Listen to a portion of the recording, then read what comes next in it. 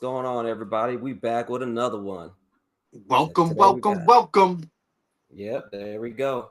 So today we got Mr. Boris on from Mr. BB's Geckos. Boris, why don't you go ahead and tell us your herp origin story, man? Story. Yeah, how'd you get into this? So back in Oh my god. 2012, I had made some good friends in a pet store where I used to work as a kid. This guy named Steve Rosalbo in Staten Island. I think it was called Rosalbo Pets in Staten Island on Buell and Highland. And just made good friends with the guy. Just came in there, chit chat, get like some supplies for my cat. I think I had a leopard gecko at the time. Um, I think right before I got Crested Geckos, my bearded dragon died. I had bought like a real nice expensive bearded dragon from Atomic Lizard Ranch and spent some good money on it. I think we spent like Mm. $175 plus shipping on it, which at that time was a lot of money for a bearded dragon. It was like a hypomelanistic and all this, good stuff. It was a beautiful dragon. His name was Tango. He lived about a year and a half and then died. And I did everything I could for him, brought him to the vet or whatever. It ended up being some crossbreeding stuff went on with the dragons, which happens a lot, unfortunately, with bearded dragons. And I kind of lost my feel for wanting to have any more reptiles, but my brother-in-law had given me some African cichlids. I had dropped it off to my friend Steve. He's like, "You got 40,000 credit. You got to use your credit." I'm like, "I'm thinking I'm gonna get some cat toys or whatever." My wife had a cat that I had, adopted with the relationship and whatnot. So I came across this thing called the Crested Gecko. Now, keep in mind, I worked in pet stores since a kid, so I knew pretty much every type of geckos that there was. And I'm like, "What's a Crested Gecko? I never heard of this before in my life." And he's like, "Oh, they're pretty new. They're very easy to take care of. They're very, handleable and great." I'm like, "Really? Let me see. What is that? I never heard of it before."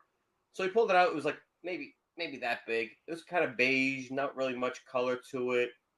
He like, "Give me $20. It's yours. I already owe you 40 for the fish." I was like, "Yeah, for $20.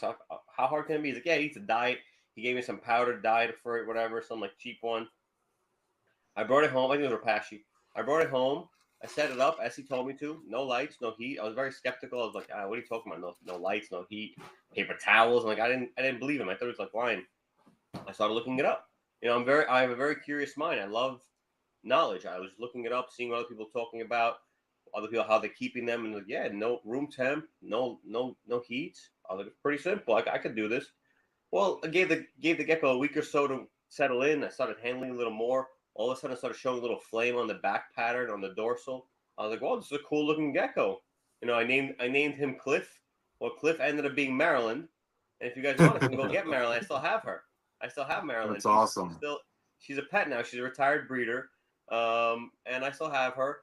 And I just fell in love with the fact that it's super easy. I worked like 60 hours a week at the time. I ran a big welding shop with a lot of guys, and I just have this little thing to go home to, which was cooler than my leopard gecko that I had gotten as a rescue, and I really liked it. I was like, "Wow, these are cool." So I would like research it, and keep in mind at the time I was broke. Like me spending $20 on that gecko was extra money that I should have spent on whatever I needed at home. So I was really interested in them. I liked it. I was looking up what the cost of them were. I couldn't understand why some of them were $750, some were 1,000, some were all kinds of crazy prices of Crested Geckos. Like, why? I don't get it. And then I started learning about morphs and different characteristics that people look for in certain this and that. And I'm like, wow, this is super interesting. And I liked it because the colors were vivid, the handleability was great. They're great for as pets. People already were all tired of leopard geckos. Leopard geckos are already like, whatever. Nobody cared about leopard geckos at that Mm. point. So I was like, this can be the next wave of great pets. I'm like, I want to get in. How do I get in?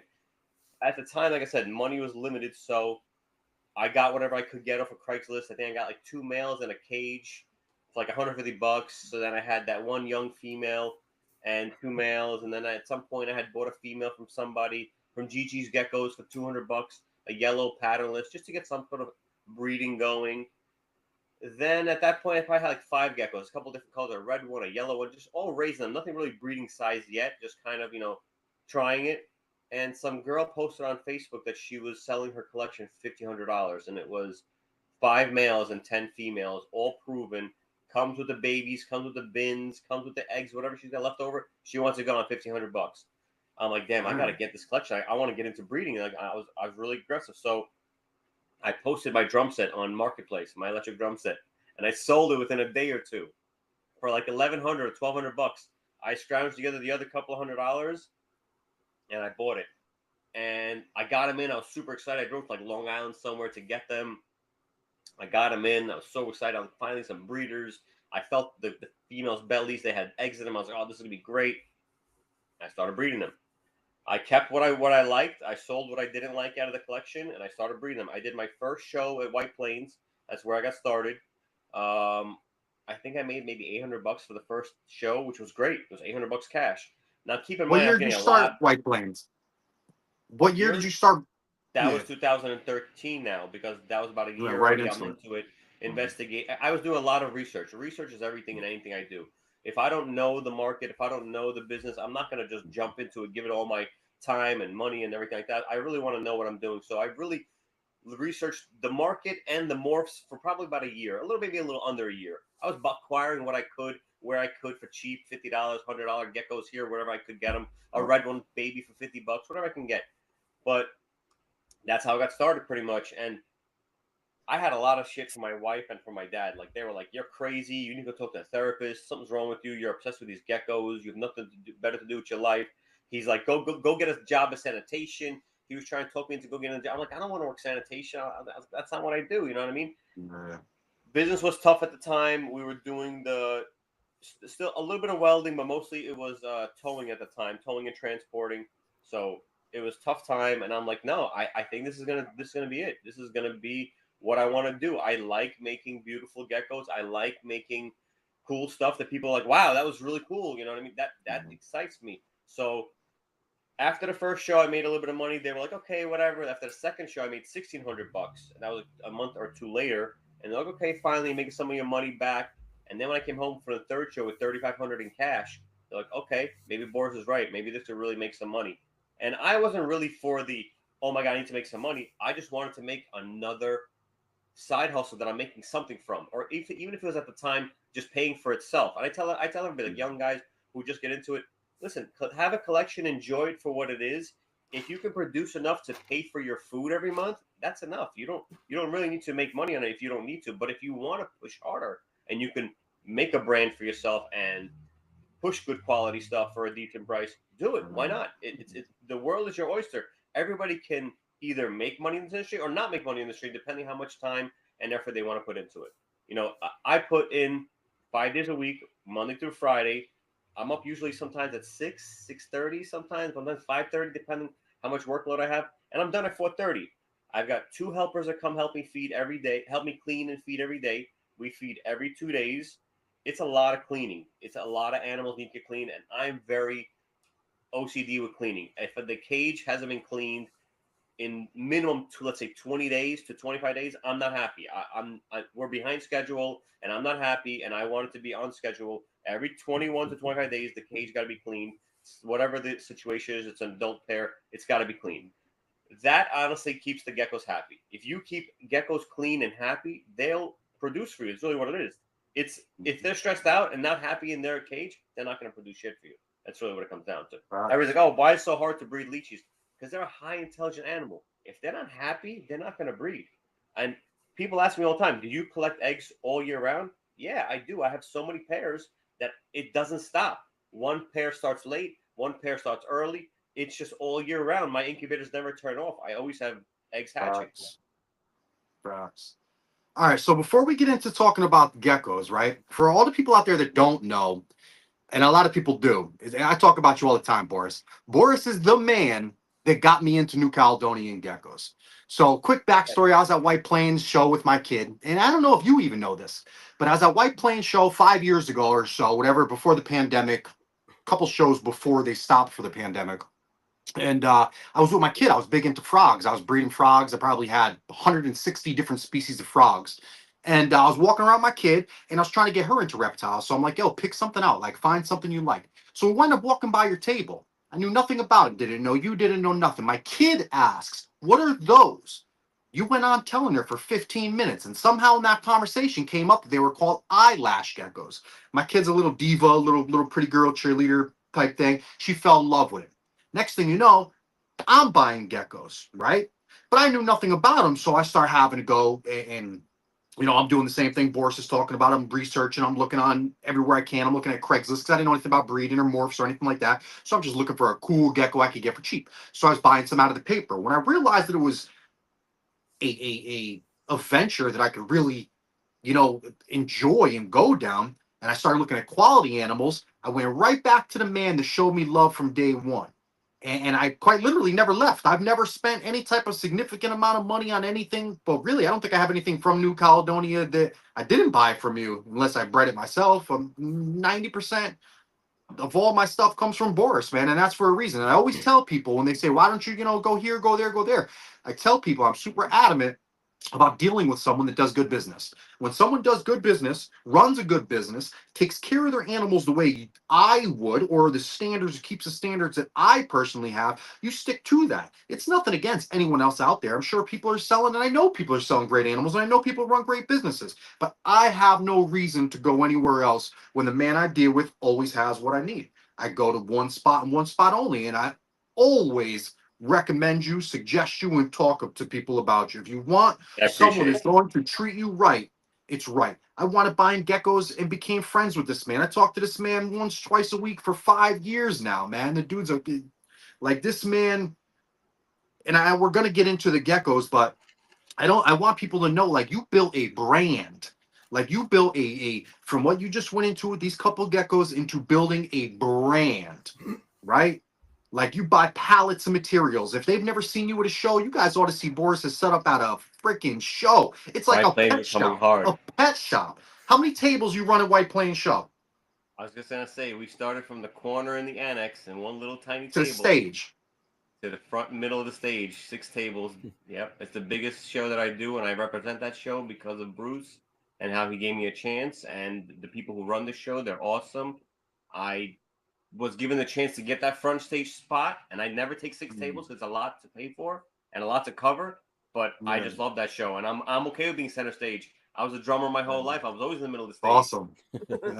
It's awesome. And the one thing about you too is it's not like people come to you and buy just the animal. You offer everything that a consumer would need to successfully take care of that animal. They don't come to you and leave with questions. Well, I mean, they come to you with questions, but they don't leave needing more stuff. They can buy everything right there at the show from you, from food to bark to everything you could possibly need for a gecko. Any species of New Caledonian gecko, really. I mean, I don't know what you don't work with. As far as I know, you work with just about every New Cal species. All They're Rhacodactylus.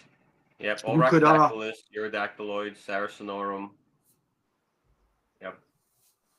you I could work with a lot you of different morphs of Cresteds too. and you The only sell thing I don't carry is all cages. levels of animals. Crazy Yeah. breeders, crazy melanistic stuff, your Yep. xanthics, your lilies, you sell everything all the way down to I the pet try to have a geckos. range. I I try to have a range of from the beginner to the high end. So because you won't sell a Honda, you won't sell a Mercedes every day, but Honda Civics will sell every day. So I'll always have beginner quality Cresteds or beginner quality Chewies or beginner quality Leachies in stock because that's what the regular person can afford. And once they get into them and they love them and they appreciate them, they're gonna want something pure locale or high pinks or high purples. I've been really working deep in my high purple stuff. The purple game is getting real serious over here. I've got like 3 or 4 really nice pairs that are gonna come out with some good stuff. Hopefully Nice. this next season. Um, yeah, man, it's definitely. I like having the from the beginning to the from the beginner to the experience, and yeah, and I have melanistic even. I have melanistic even on a beginner level to a high end level. You know what I mean? So I have Oh, pure Mount Kogus, and I have GT Cross that are also melanistic. They just happen to have melanistic babies, and I was just like got lucky with it. I have a that's GT. It's actually a awesome. GTB. It's a GTB to a GT Cross. I somehow got lucky. Somebody had sold me their collection, and I had gotten these 2 males. The one male looked melanistic, and I'll show you guys if you want them. And I wasn't sure because the guy didn't label him as melanistic, and I'm like, I'm pretty sure this animal's mel, but just not labeled mel, and doesn't have the Kogus look because it's a GTB mel. So, Hmm. make a long story short, he produced a mel for me, and now his brother's produced 2 mels for me. And his brother's not visual; Wow. it's a het. Wow. So Yeah, it's pretty nice. before we get into the crazy geckos, because trust me, I got questions for days on these geckos. How did you take them couple of geckos and have that purchase of that collection into the brand and the business you have today? I mean, you got a van, you set up shop, you travel the East Coast going to shows. How did you get into that? And then Jason, I'm sure Jason, I know has some questions about vending and stuff, but how did you go from just a collection to saying that's it, pedal to the floor, I'm building this brand? So after my initial investment, everything's numbers for me. I try to be a very number oriented kind of guy. I try to make sense in my own head. So after I pulled out my initial investment, anything that I made, 10% of whatever I made, I put away for a rainy day. Mm-hmm. And then the rest I'd reinvest to grow the collection. Whatever it was, whether I was trading or buying, I saw a good deal on some breeders, I purchased them. I messaged someone selling, let's say I saw somebody messaging, selling a couple of breeders. Okay, I messaged them, hey, how many breeders do you have available? I got 5 of them available. Can you give me a good deal on all 5? I'll take all 5. I'm trying to grow my collection. Most of the time, people will give you a good deal as long as you just ask. I wasn't lowballing them. I'm not like, hey, I can only give you $5 a piece. I'm like, hey, what's the best deal you can give me? He's like, oh, let's say $800 a piece for adults. I was like, I'll take all 5, no problem. Boom, I just made the money yesterday at the show. I have it to play with, so now I'm just reinvesting it. And I literally used it like stocks, like playing the stock market. But my stocks are my livestock. You know what I mean? And my livestock makes me eggs instead of bitcoins. Same thing, but just a little different. And I just gotta keep those little eggs happy for 2 to 4 months, depending the size of them, until they hatch. And then about a month after that, I could sell those stocks. That's how it works for me. And people ask me, oh, why don't you invest in Bitcoin? I'm so invested into my geckos. I probably got more than $500,000 invested into my geckos just from the money that I've made and reinvested. And when I got this house, I had so much room, and there was so much money coming in from COVID, and people giving good deals during COVID. I upped my collection even more, and upgraded even more. And then, of course, throughout the years, you hold back stuff, and at some point, that stuff's gonna be ready to breed. And at some point, you breed it, and then I just increased my collection that way as well. People are like, oh, but it takes 3 years to breed. Guys, 3 years flies by like this when you're breeding so much. You know what I mean? Like, your animals are already adults. You're like, wow, I feel like I just bought these geckos from Boris. Same thing with me. I have drawers full of holdbacks of stuff that I just want to see what it's going to turn out like, or what I could possibly produce from it. Trying to stack that genetics and build a better looking animal. Always trying to build a better looking line. So between buying good deals, buying collections, a bunch of people I bought collections from, like there was a guy in the annex right across from me. And one day he's like, Boris, I'm getting too old. I can't do this anymore. I'm like, all right, well, what do you want to do? He's like, come buy all my stuff. I'm like, I don't have money like that. Dude, I used PayPal credit. I bought out all his animals first. I sold a bunch that next show. I came back. I bought all his cages. I sold a bunch that next show. I came back. I bought whatever was left. I think I ended up paying him like $9,900 for his whole collection. And the kicker was I get his 2 spots in the annex. So I had my spot, and across from me, I had 2 more tables. So I bought out my competition basically with PayPal credit. I didn't even take any money out of my pocket. It was all PayPal helped me out. And then when I had a good show, I just pay off PayPal credit. Every time I had a good show, I just chop it down. That's it. Listen, when you have a decent show and you have $3-4 grand to play with, you can put $2 grand on PayPal credit and not even feel it. Well, I also had my other job with money coming in too as well. I wasn't like, relying on this. But in 2020, I couldn't make money with the welding. And honestly, thank God I had the geckos, because it was booming during 2020 and people had that free stimulus money. Yeah. Sales were going on like crazy. Oh yeah. So I want to kind of get into this, the Leachies, I'm like, ready. the history of it, right? So, when was like the actual first exportation of this stuff? Because I mean, I know pretty much nothing about New Caledonia besides like my Chihuahua stuff. So for Leachies, right? When did they start exporting those, and how many were actually exported over here when they first started out? So, I know in '94 there was a big hurricane that made people find crested geckos again on the islands of Pine. That I remember for sure, reading that in some book that I read. I think it was actually the Racadaclys book. And that triggered people to come and investigate the islands, because till '94 they were thought to be extinct. Nobody had seen them for decades because they hide so well. And the weather there is such rough weather most of the time. No one's staying overnight to look for these geckos, you know what I mean? Until somebody finally did, when they found some of the species washed up on the shore or whatever after the hurricane. So in '96, I believe the first expedition went into New Caledonia, where they stayed overnight looking for Leachies geckos, and they collected, if I remember correctly, I think it was 12 pairs from, I think it was from the Pine and Main Islands. I can't remember exactly which islands they collected from, but it was a small amount. Like I think it was 12 or 15 pairs, and they came over, and it was a big boom about them. People were going crazy, and then they came back again. And I think at that point, I think it was already Frank Fast came back, and I think possibly Steve from Leachies. I'm not sure, but I know they came back with Philippe at some point, and they also were able to collect and view animals, collect and see how they acted. I think they collected 5 pairs of Boris, and I think it was like 3 pairs of Ami that trip or something like that. I think it's in the Rackadackles book I read. I'm pretty sure. So in '96, most of the animals came in. '97, a couple more came in. I believe in '98 they stopped, and they wouldn't allow any more. The people of New Caledonia believe that the Leachies geckos are actually very holy, and they believe that they are the gods making noises at night because they make these weird noises at night, and they're the gods speaking about their behavior or something like that. I was reading somewhere. So they didn't want us taking these animals out of there. Most New Caledonian people do not like what we're doing because they feel like we stole their animals and we're capitalizing off of them, and they're not making any money off of it. So if you go to New Caledonia and trying to look for geckos, people are gonna be like, no, we're not even gonna help you or look for them with you because they don't want people trying to steal them. I did hear that there are still some people trying to get animals off the island, so it's very, very strict out there. Like you will literally get shot if they catch you. You know what I mean? It's like it's that bad The because government is like tribes, like they're still ran by tribal law. Yeah, it's very tribal law, exactly. So, I know that we probably got, I'd say under 25 or 30 pairs total Really, from that all the little. islands. I know originally the Bros, I believe, was originally 3 to 5 pairs. Ami was also like 3 to 5 pairs. Anna was like 6 to 7 pairs. Duana was only like 2 or 3 pairs. It was very small. Duana Island is tiny. Duana Island is probably like, that's a little island we see in the ocean off of Manhattan.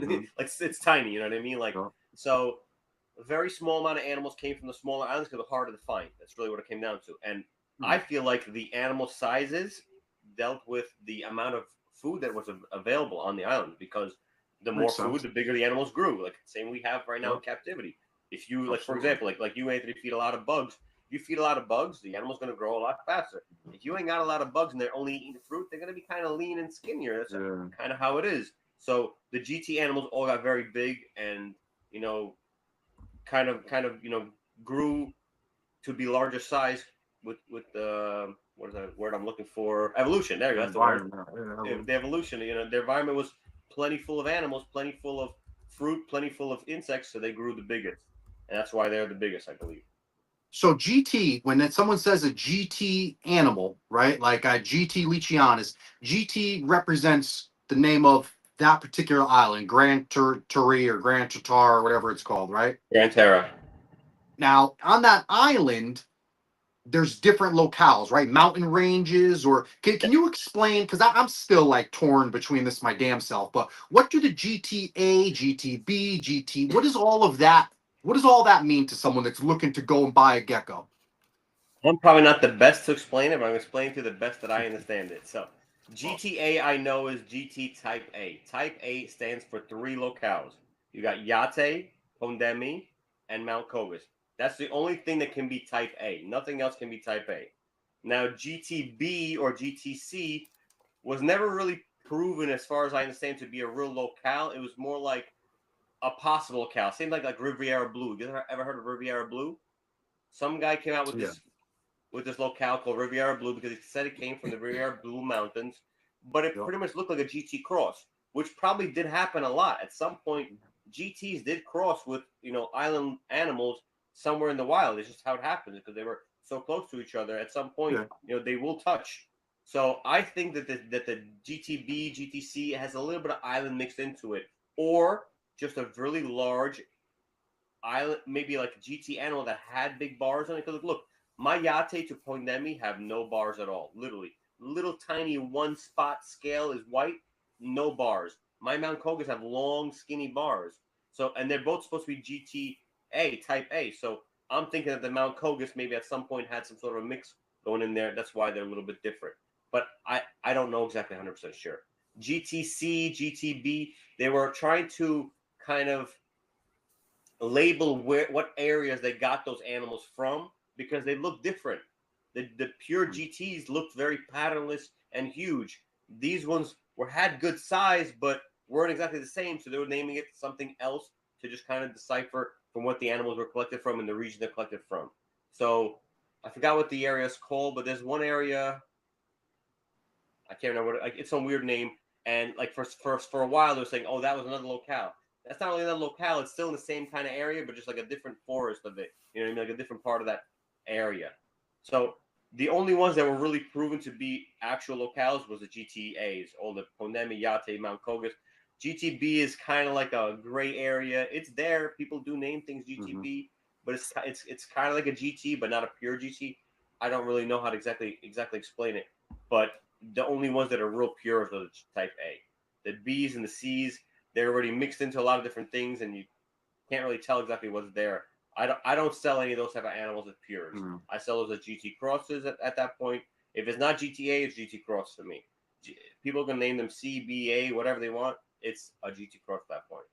It And can't what's be type Pine A. Island? Pine Island is a separate another island, obviously, but they're Pine a big Island. species, or because I know they're popular. What's up? Pine Islands seem to be pretty popular. So Pine Island is one of the islands that was probably the most populated Sport. with geckos.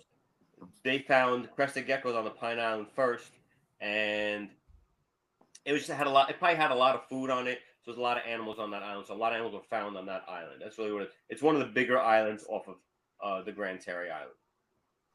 Because all of them, like pretty much like all like little peninsula islands around the Grand Terry. You got the main Grand Terry Island and the little islands around it. And I'm sure somebody floated off a piece of wood at some point back and forth, and that's how we got crosses. Of course. Little paddling across the water. I imagine them fuckers with those fat feet could swim too. I mean, I hate to sound crazy, but I know that. That's what I'm saying. I wouldn't doubt it one bit. If a storm came through and knocked them in the water, I'm not so sure they know which shore is which shore. They're just gonna swim and stop wherever they land. You know, it's like a bullet. They probably swim like a jet. Yeah. You ever see those iguana swim? Same thing. Yeah. They use all the limbs. All right. So but when it comes down to in the hobby, how do you?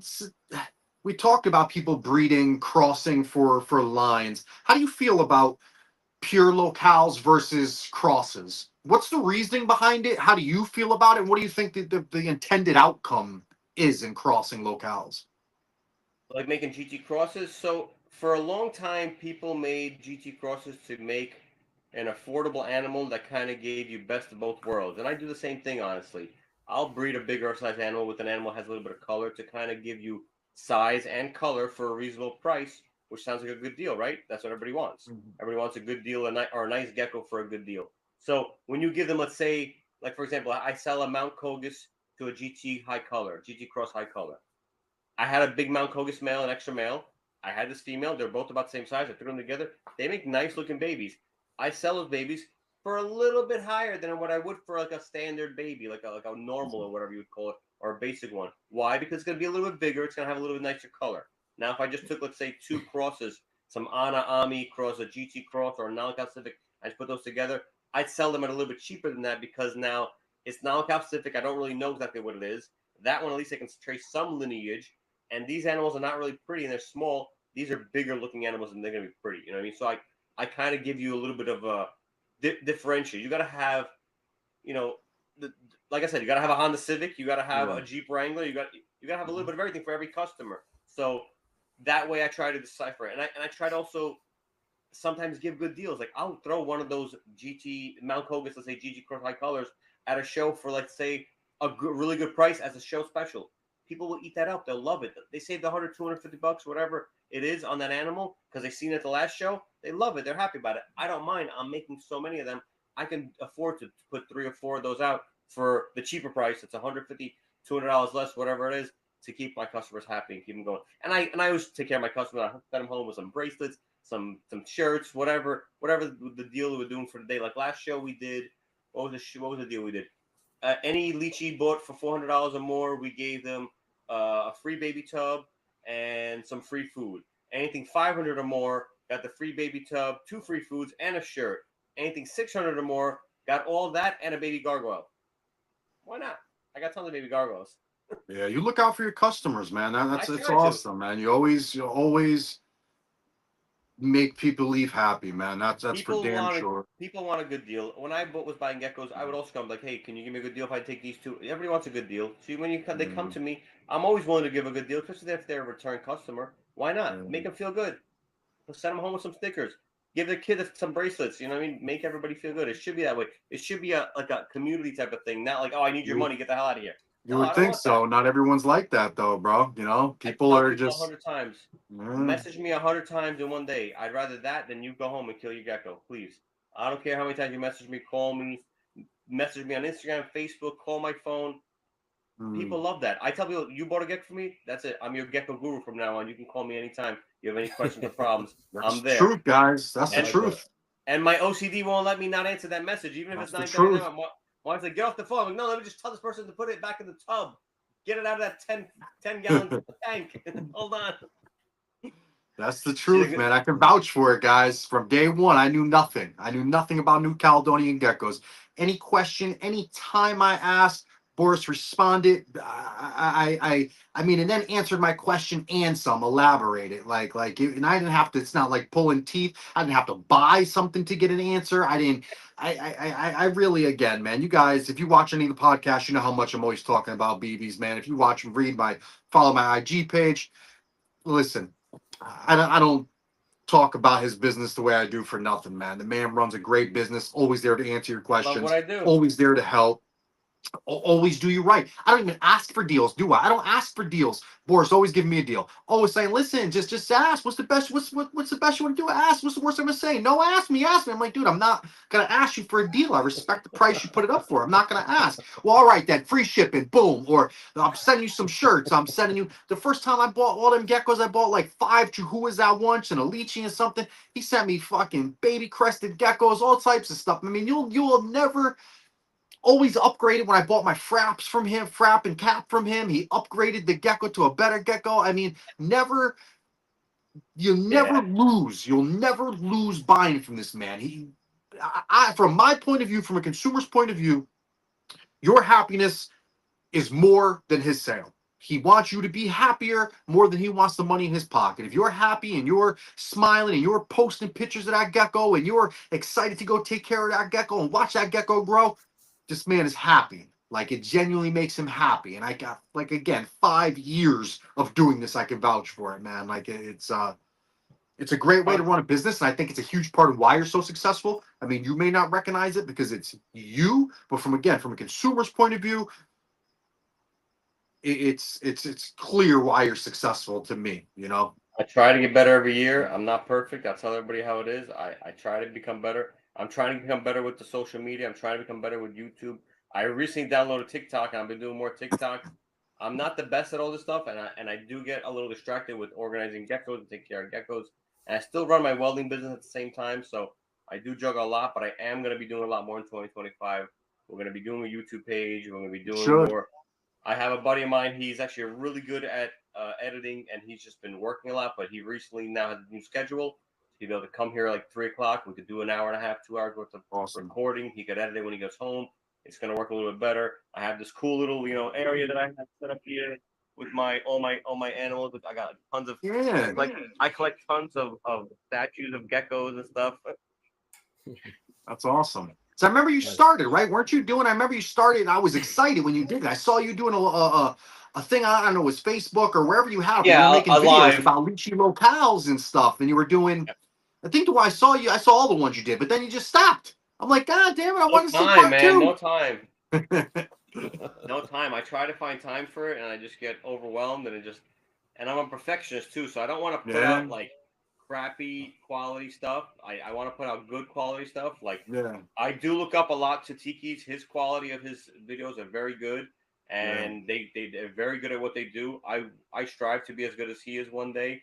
You know what I mean? yeah. His videos are very well edited. They're very clean. They're cut. You know what I mean? Hopefully one day I'll be able to do it. I definitely have amount of geckos to do it. I mean, I pretty much have every locale of You got the Leachies. knowledge. That's what Pretty much, matters. You got the I definitely knowledge. have the knowledge. I have the passion for it. I love doing it. You know, even every day I open that incubator. I'm like, wow, what am I hatching today? What am I hatching today?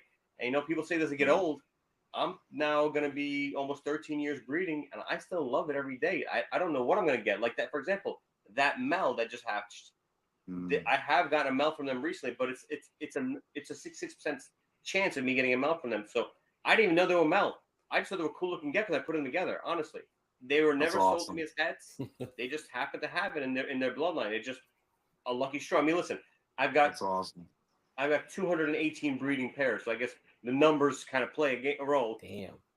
Of Leachies? Yeah, of Leachies. God damn. Damn. Yeah, that's awesome, I dude. love my geckos, man. I'm telling you, and like people are right now, you know, the economy's kind of bad and whatever. The market's a little bad. People are dumping adult pairs for cheap, and I'm like, why? I don't get it. I'll let them breed. Let them breed. I'm sending 100 to Taiwan tomorrow. 100 baby leeches to Taiwan. Yeah, Well, you know the few I don't want you to send. You know, hold on to that Kogus too, because I've been thinking about that bastard all day, man. I'm like, that's a hell of a price, man, for that Kogus you got up there, man. I'm like, it's a shit. big How do book. I? Yeah, and I'm surprised. All his younger siblings have sold, and he hasn't. It's so weird. I don't know. I think I have one other. I think I have one other Kogus left in him. I had like 7 at one point, and I put them at a discounted price because they weren't moving. That's an insane price. That's an insane price. But I'm like, what am I growing it for if it's not moving? So I just discounted a little bit to try to get it to move. Like I just sold a gecko this morning on Morph Market, which thank you to Morph Market. They got this new buy it now option. I love it. I'm gonna even talk to the customer. They just click and buy it now. It's great. The gecko was $750. I refreshed the pictures a couple days ago. I put up a 500 on sale. It sold. Buy it now. Last night while I was sleeping, I woke up this morning. $500 on my square. Beautiful. It's amazing. That's I love awesome. it. But it all takes work. Awesome. You got to put all that data entry in. I had a guy here help me with a lot of my data entry stuff, and one day he couldn't handle the pressure. He quit on me. He was just like, I can't do this anymore. I was like, what can I do? That sucks. So now I do it. My wife helps me out a lot. Thank you. Thank God I have a very supportive wife. In the beginning, she wasn't cool with all these gecko stuff, but now that she has her own Leachie, she got a Leachie tattooed on her arm. I sent her. That's awesome. I sent her in as a test dummy for the artist. Let's see how she does on her first, and then I got it tattooed. No, but the guy's good, man. I just had this redone by the guy. He redid this. This was a tattoo for my mom and dad. I had the guy redo a bunch of stuff because he's good. Yeah, I got a Sarah Snorm on my arm because you know I love Sarah Snorms. Yeah. And I got my fire line on my arm. Look. So talk to us about that. What's the fire line here? What are you fire doing? Line? Fire line is serious.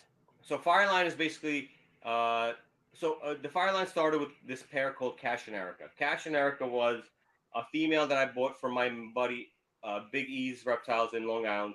He had one point sold me his whole collection. He was overwhelmed with work or whatever. He was like, listen, I'm getting out. Come through. I'll give you everything super cheap. I'll give you everything for a bunch of it for free. And I came down over there. Me and him are tight, like me and you are tight. Me and him became buddies because of it. I literally went into, I forgot where in Long Island, like the end of Long Island, with $3,500 in cash for me to buy his collection and a pickup truck. Like I was just like, all right, let's try to make this work.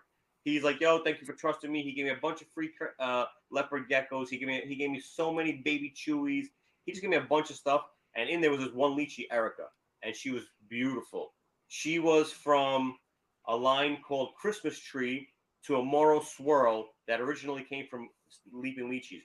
Christmas Tree was a really pretty looking gecko. That was his name. And Moro Swirl is a line that Steve had bred that basically for color, a high colored Moro with a swirl animal, which basically had like a pattern, look like a swirl, like a lot of patterning. Mix those two together, you get a high pattern swirl. So that's what she is. She's a high pattern swirl animal with pink in her.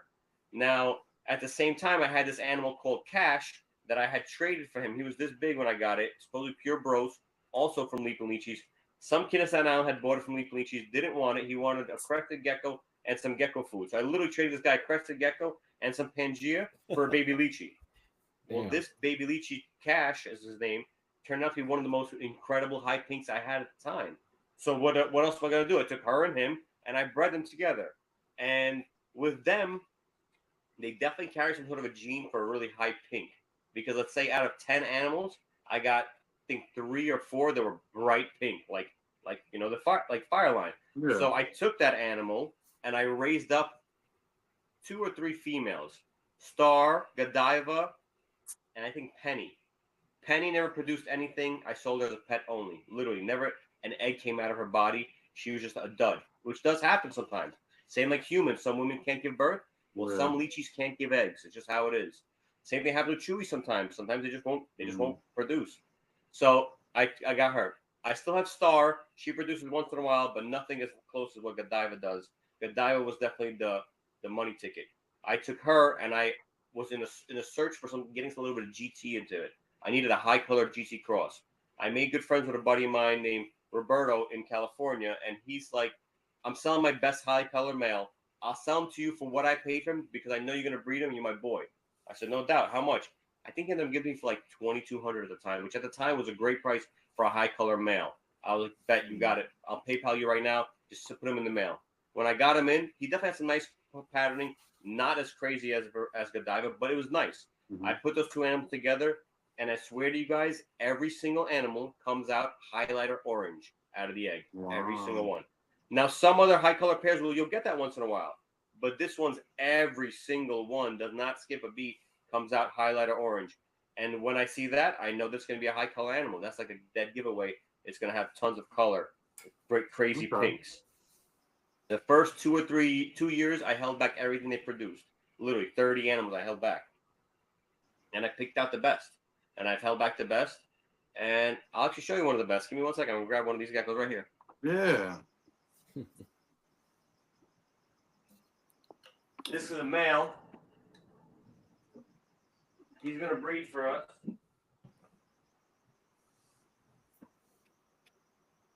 You got to put him on camera, bro. Yeah, I'm coming. He's fired down right now. Oh, shit. But he's badass. Pretty, man. So this is just a mixed locale. What would you call like these high color animals? Are they just mixed locales, or they mostly are mixed? Yes, they mostly are mixes. Most of them are GT crosses that get high color, or an island mixed with a GT, because you're trying to get a little bit of that size going. So yeah, I consider this a GT cross high color. Basically, what it is, it's a mutt. It's a super mutt for high color. You're basically breeding for. that's what I understand from what I gather. Like people were doing, if they're not like specific locales, they're pretty much all bred for a specific goal, whether it's color or size or whatever. So you take two animals, put them together with whatever hoping to get whatever your goal is, a bigger animal or a more colorful animal. Yep. But do you line breed? Can you line breed leechies or? I don't. I have one pair that are cousins. Snoop Lion and Achilles are cousins, and that's me trying to build that purple line. I have a baby from them. I have one of theirs. That's Gage, yeah. So, Snoop Lion and Achilles. They're doing a little bit of trailer park stuff, but they're all right. They're cousins. They're not siblings. Of course, you sent me one, right? but dude, the purples on that line come out crazy.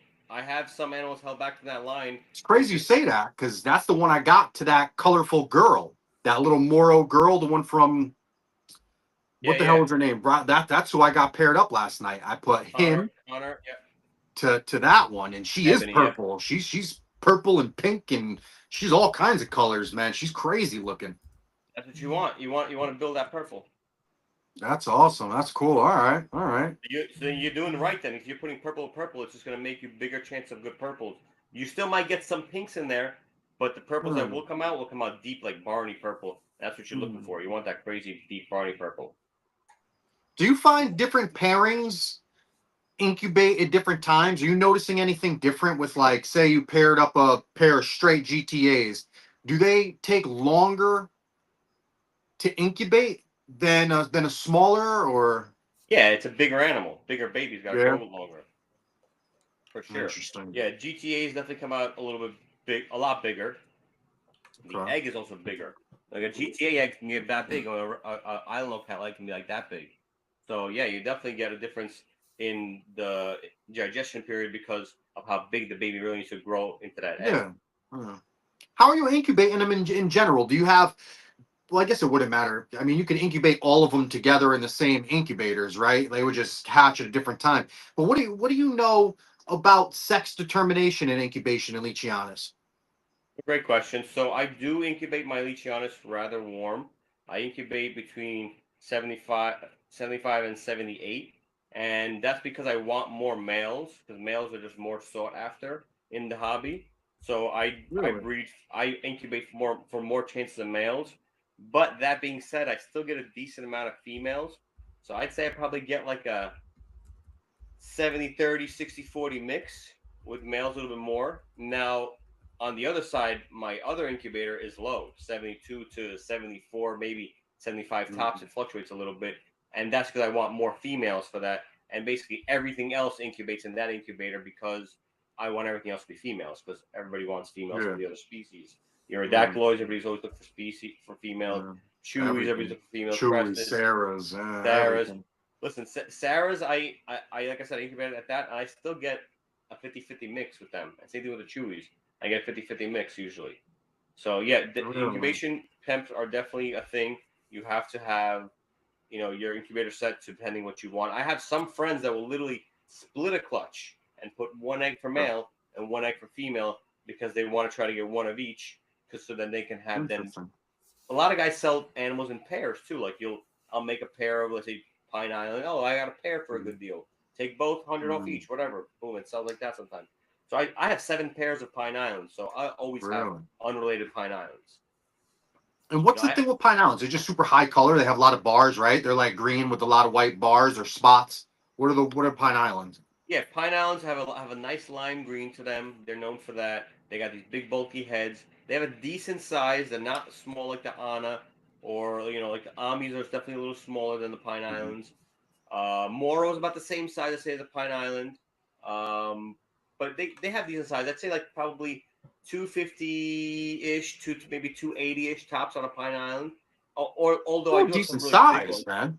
They have decent size. Yeah, they have decent size. Yeah, that's a decent size smaller gecko. animal. People don't understand that the 400-gram gecko is not common. Like people wanted these monsters, and I do myself. Like I want a monster Leachie, right?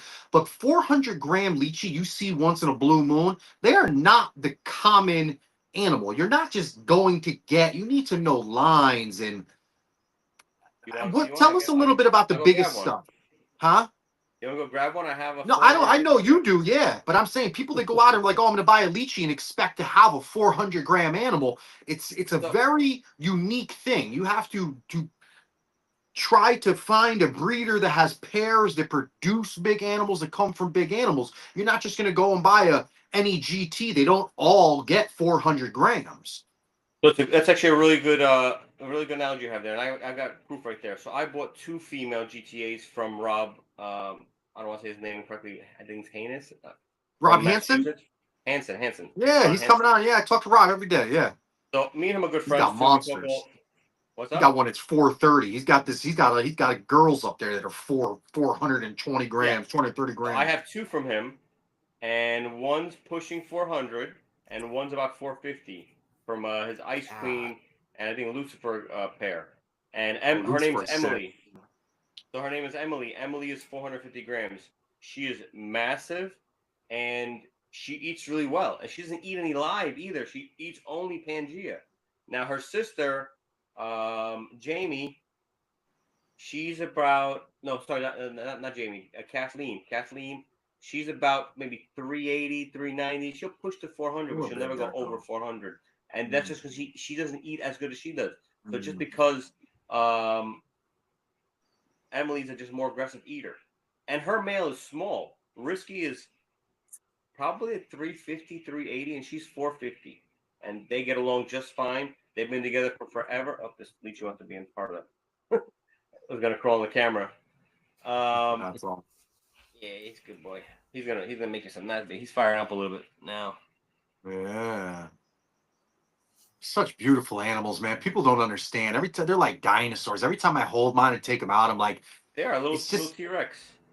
Yeah, they really are, man. They're freaking cool, man. People are so scared of them. People don't realize how actually relaxed they are. I can pet their bellies. Right. I can do whatever I want them. They don't. Speaking about aggression, you're not hurting them. They're not going to get mad. Don't hurt the animal. Don't squeeze them. They're going to be fine. That's it. It's just super simple. Speaking about aggression with these things, I know from owning them, and I spend a lot of time on social media reading about people that don't own them. They like to spread myths and rumors about them. And I don't find half of what people say about Leachianas to be true whatsoever. I don't. I've never been bit by mine. I've never been barked at by mine. I've never been attacked or charged. And I'm not saying they don't exist. I'm not saying that animals don't do that. But what are well, what do you say as far as them and aggression and pairing them? I mean, do you what would you suggest someone doing to pair up two Leachianas? First, let's talk about the aggression. Now, talk about the pairing. It's kind of two different things. They kind of coincide with each other sometimes, but not exactly. So, aggressive cage aggression. Let's call it cage aggression. Cage aggression Yeah. does happen.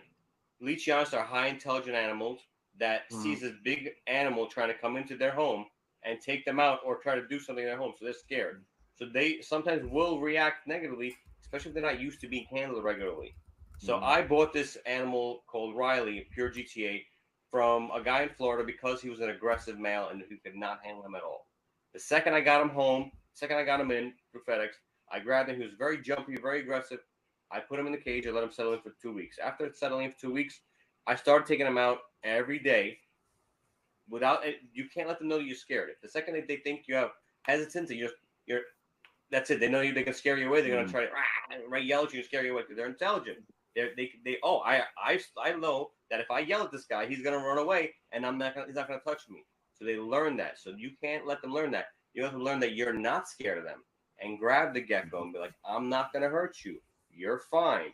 I'm not gonna hurt you. And after you do that a few times, they will literally calm down because they're like, this animal's not eating me. This animal's not hurting me. I'm fine. You know what I mean? And they'll get used to you. Sometimes males get a little aggressive if they smell other females around because they're excited. They want to mate. Sometimes just mating them will get them to chill out. And then they're just cool. All right, I got my girl now. I don't have to fight for anything. I don't got to fight nobody. I'm fine. So gaining that trust, possibly giving them what they want, which is possibly the female. It's literally right next door. That's why they're just bugging out. Or just working with the animal and just letting them know that you're not there to harm them will get them to trust you more. Sometimes people put them into cork rounds right away. Cork rounds I don't recommend for animals that you're trying to bond with because get out. they think that they're tough because they're in this cork round. You can't get them out. Get flats or half rounds, and then then you can kind of work with them. If he's on the flat, flip the flat over. Oh, hey, how you doing? He now knows I have nowhere to hide. I'm not going to try to be tough. They're very high intelligence, so they're going to try to scare you away if they can. I still have it sometimes with animals like in big tubs or whatever. I pull a tub up and they talk, puffy. I boop my head. Don't worry, I'm not here to hurt you. That's it. I mean, don't put your finger in their mouth because they will. Anything with a mouth can bite you. But you know what I mean. I'm not going to be scared. Someone put up a question here. Yeah. So, Bio asked, "Do you have any tricks for cleaning small enclosures while they are being occupied?" Small enclosures while they're being occupied. So I do a lot of stuff with tubs. Like a lot of my smaller animals, smaller babies are held in racks because it's just the vast numbers. But small enclosures, you definitely got to pull them out, clean it out. I do a very simple disinfectant process where I just have a spray bottle with 2 drops of bleach in it. It's the old school way that I was taught when I worked in the pest store as a kid.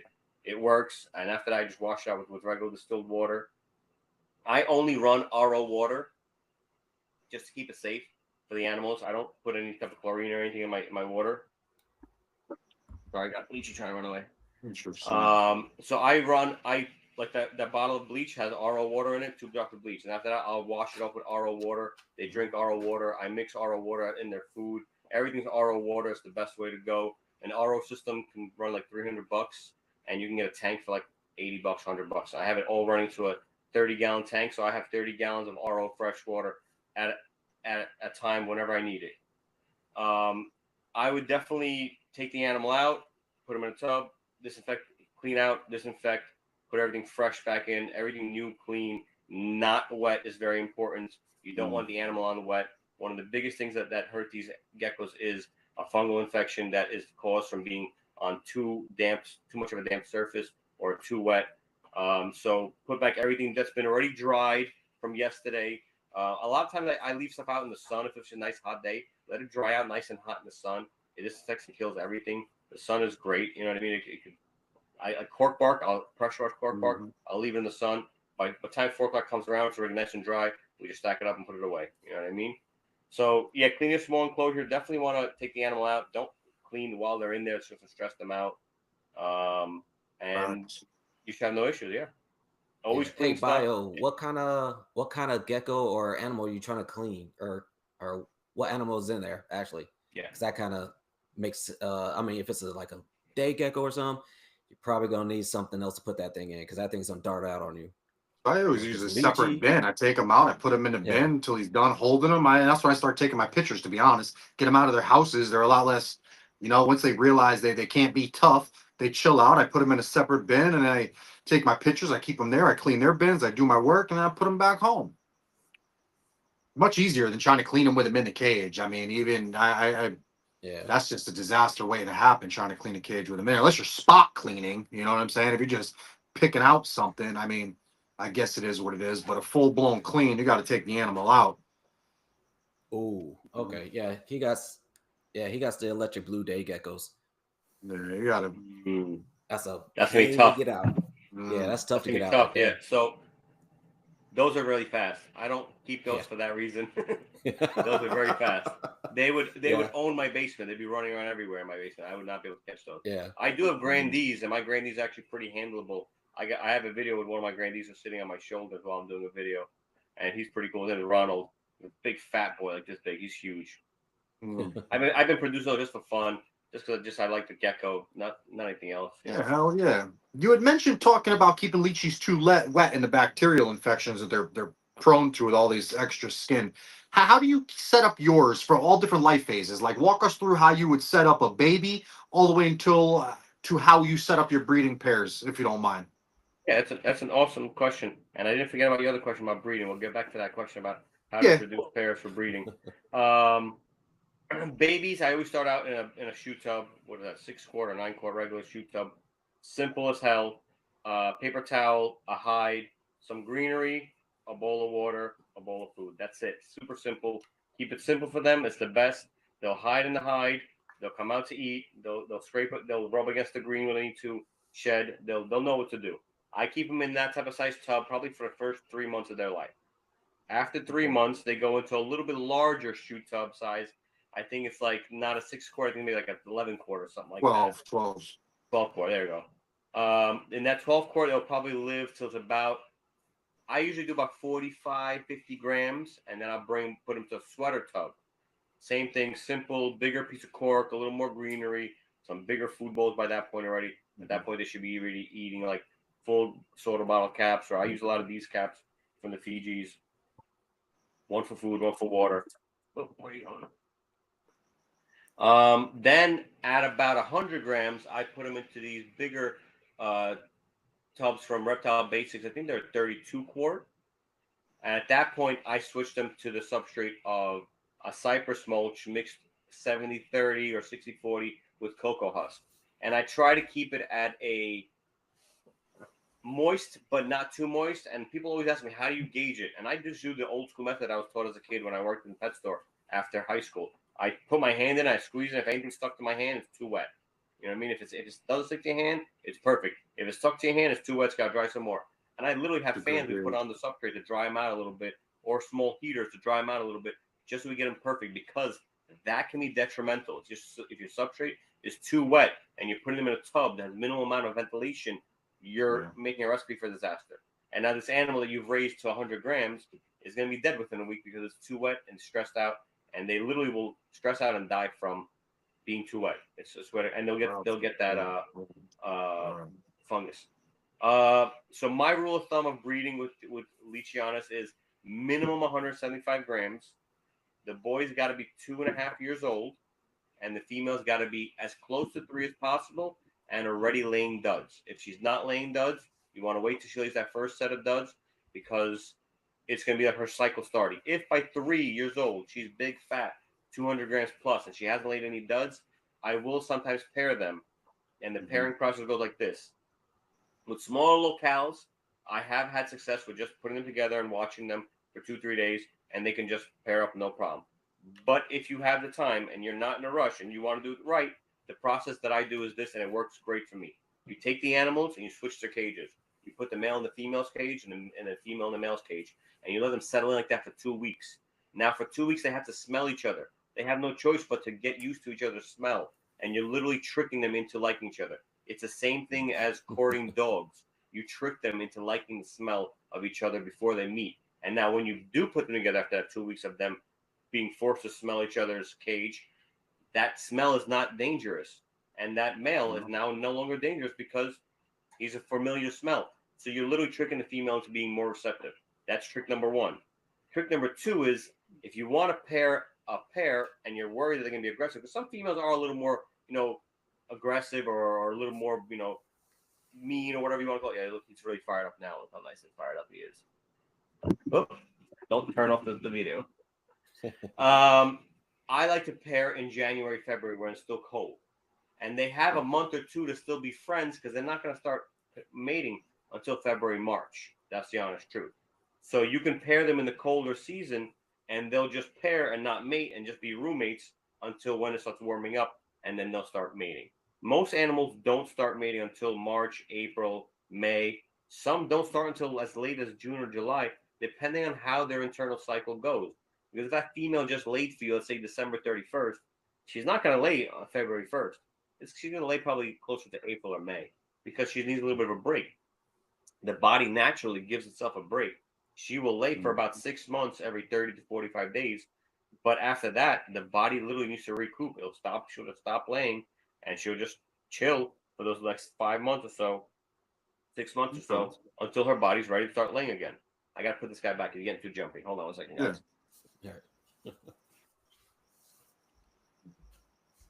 I want to ask them about like supplementation with them, like as far as them laying or something. So I don't know. Like I said, I paired my pair last night, but she lays doves, but I'd give them all types of shit regardless. But now I'm curious. What's the average gram sizes for Ask them. Leachies? Ask them. Yeah. Ready. Yeah. So what's the average weight for most of your Leachies? Like, is there like a between size, like you said, from like 230 to like 3 some that you're like your common averages? So adult Leachies usually range right about what you said there, about 200 and up, depending on what mix they are. So like my smallest adult female, her name is I don't know why I can't think of it right now. I think Renee. I think it's Renee. Yeah, she's a new Anna Duana. She's only 120 grams, and she's like 10, and she's never Really? changed. She's always been that small. But that's because she's a smaller locale. Now, I have, let's say, a pure Moreau. This male named Tut. I've had him forever. He's a good 250. He's always been a good 250. He's like a bulldog, big head, chunky body. You know what I mean? Thick legs, thick tail. That's just his stature. But then when you get into the GTs, they get longer, more longer and thicker. Like one of my GT males' tail is thicker than my thumb. Like my Yates, way thicker. Like this, they're huge. So it all comes down to what breed, what mix. Did you mix it with a King Corso or did you mix it with a Pit Bull? You know what I mean? Is that a bully mixed with a Pit Bull or is that a bully mixed with a King Corso? We'll decipher the size of the animal. So everything comes down to what you mixed into it. It's literally they're called polymorphic with the color. Well, the same thing are with the size. It's what you mix into it is what you're gonna have. Really? Like for example, I've recently bred. I have many GTA pairs. So one GTA pair that I did recently was I had a Pondemi pair. They weren't getting along, so I put a Pondemi with a GTA. That baby came out much bigger than my pure GTA. Why? Because it's got 50% pure Pondemi in it. You said so. I gave it a kick of really pure big bloodline. So now the baby hatched out bigger.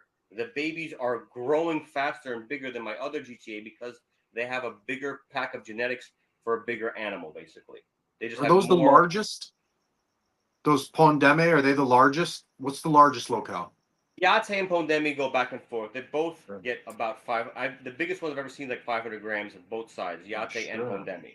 Yeah, there are some animals. I think what's his name? I can't think That's of a his name right big now. gecko, Jay. 500 grams is a big gecko, bro. Dwayne Nimmer has a really huge. I think it's a yate. Oh, I've seen that one. It's as big as the dude's arm. I think his kid or some girl's always holding it. That thing is, that gecko. I've seen it on the internet. That gecko is Yo, huge. Dwayne Nimmer makes some cool ass knives with Leachies on it for me. Okay, that's all I Oh, gotta say shit. about that. There you go. I'm friends with everybody, man. We all gotta support each other. One day he posts that shit. I'm like, yo, that purple and that fucking caucasus wood thing you got going. I'm like, I need that knife. Can you put a Leachie on that sheath? He's like, we can make it happen for you, Boris. No problem. Thank you, Dwayne That's and cool. Pam, for making this awesome freaking knife for me. I still have it. It's on my wall over here of amazing things. She even made me some art too. Do they breed geckos? Yeah, Dwayne Nimmer breeds geckos. Yeah. What's his company's? Does he have a company name or? Yeah, Nimmer geckos, I believe it is. He made me this thing too. Check out this. I ordered this for them too. Oh, that's nice. leather. That's cool. Yeah, she does leather art, and she does such a great job on that knife. I'm like, yo, would you make me a painting? She's like, I can do something for you. I'm like, I'll pay whatever it is. Just tell me how much. I'll pay. I don't care. I love art. She's like, yeah, I got That's you, Boris. cool. No problem. Very cool.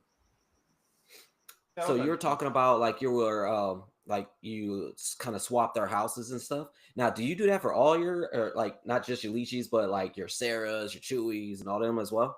Or It's is a it great just question, Leachies? Jason. I just do that for Leachies.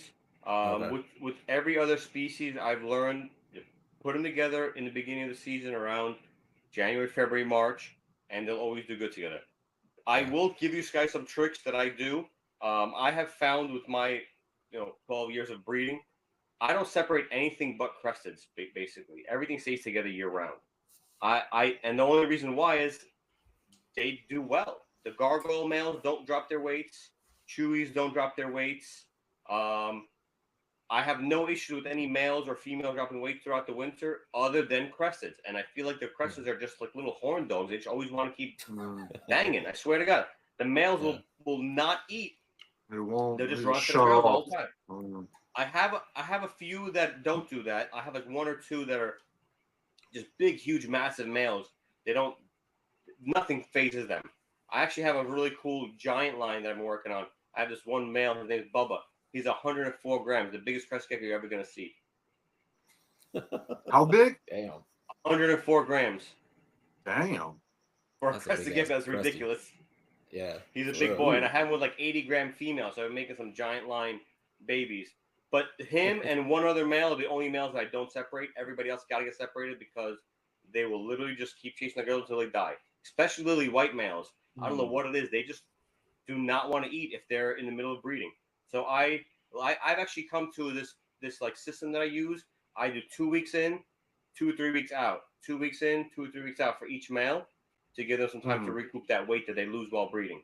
That's the only way I will keep my crested males healthy and not losing weight. Speaking of those giant lines, real quick, do you do anything in particular with chihuahuas that have giant lines? I have two girls from you, two female chihuahuas from you. They're both, one's 100 grams and one is 102 grams. Two females, both from you. Both from Goliath. And I don't know Goliath. what pairs they're from. I can't read the stickers. After I take them off so many bins, I fucking lose the ink comes off them and I can't tell anymore. But I know they're both from you, But They're from Galia and Goliath. Galia and Goliath are some of my biggest chewies that I have. They came from big fat geckos originally, and she's massive. She's like 100 grams, and she just produces some really big animals. It is about genetics. She's got the genetics for bigger animals, and she produces some really big animals. I have another friend of mine. He's got a male from that pair, and also like 89, 90 grams, huge. I got two girls, both over 100 grams. One, she's always back and forth around 100, but my first one, man, Trigger, she's 102 grams. I've had her up to like 105, and I'm like, and she's not like some big slob eater or a pig. Like, I'll go around and feed worms to everybody. Like, she refuses food quite often, to be honest with you. She's just a big animal. Like, she doesn't just eat because it's there. She eats when she's hungry. She's just like, it blows my mind. I tell people, they don't believe me until I show them pictures of her on the scale. I'm like, yo, she's over 100 grams, man. And she's big. She's a big, you put her if you looked at a picture the wrong way, you think I was holding a juvenile Leechie in my hand. She's that big. She fills up your hand. Yeah, She's yeah, a yeah. I big believe it. girl. Does she breed? I just paired them all. This coming up recently. I got nothing from her yet. They all just hit Has she 3 been years laying old. duds though? She has, yeah. She's laid duds. Okay, good. She, Because the reason why I ask is I have found that with Sarahs, when they get too fat, when they get too no, huge, they don't want to lay. yeah. Like same thing like with like big ball pythons, big ball python females. If they're too fat, they don't produce. Same thing with Sarahs. I feel like they get too fat, they don't want to produce. She laid actually. Now that you mention it, she laid one egg, one dud, and I didn't think anything of it Her because mom another is huge, and she female, produces just fine.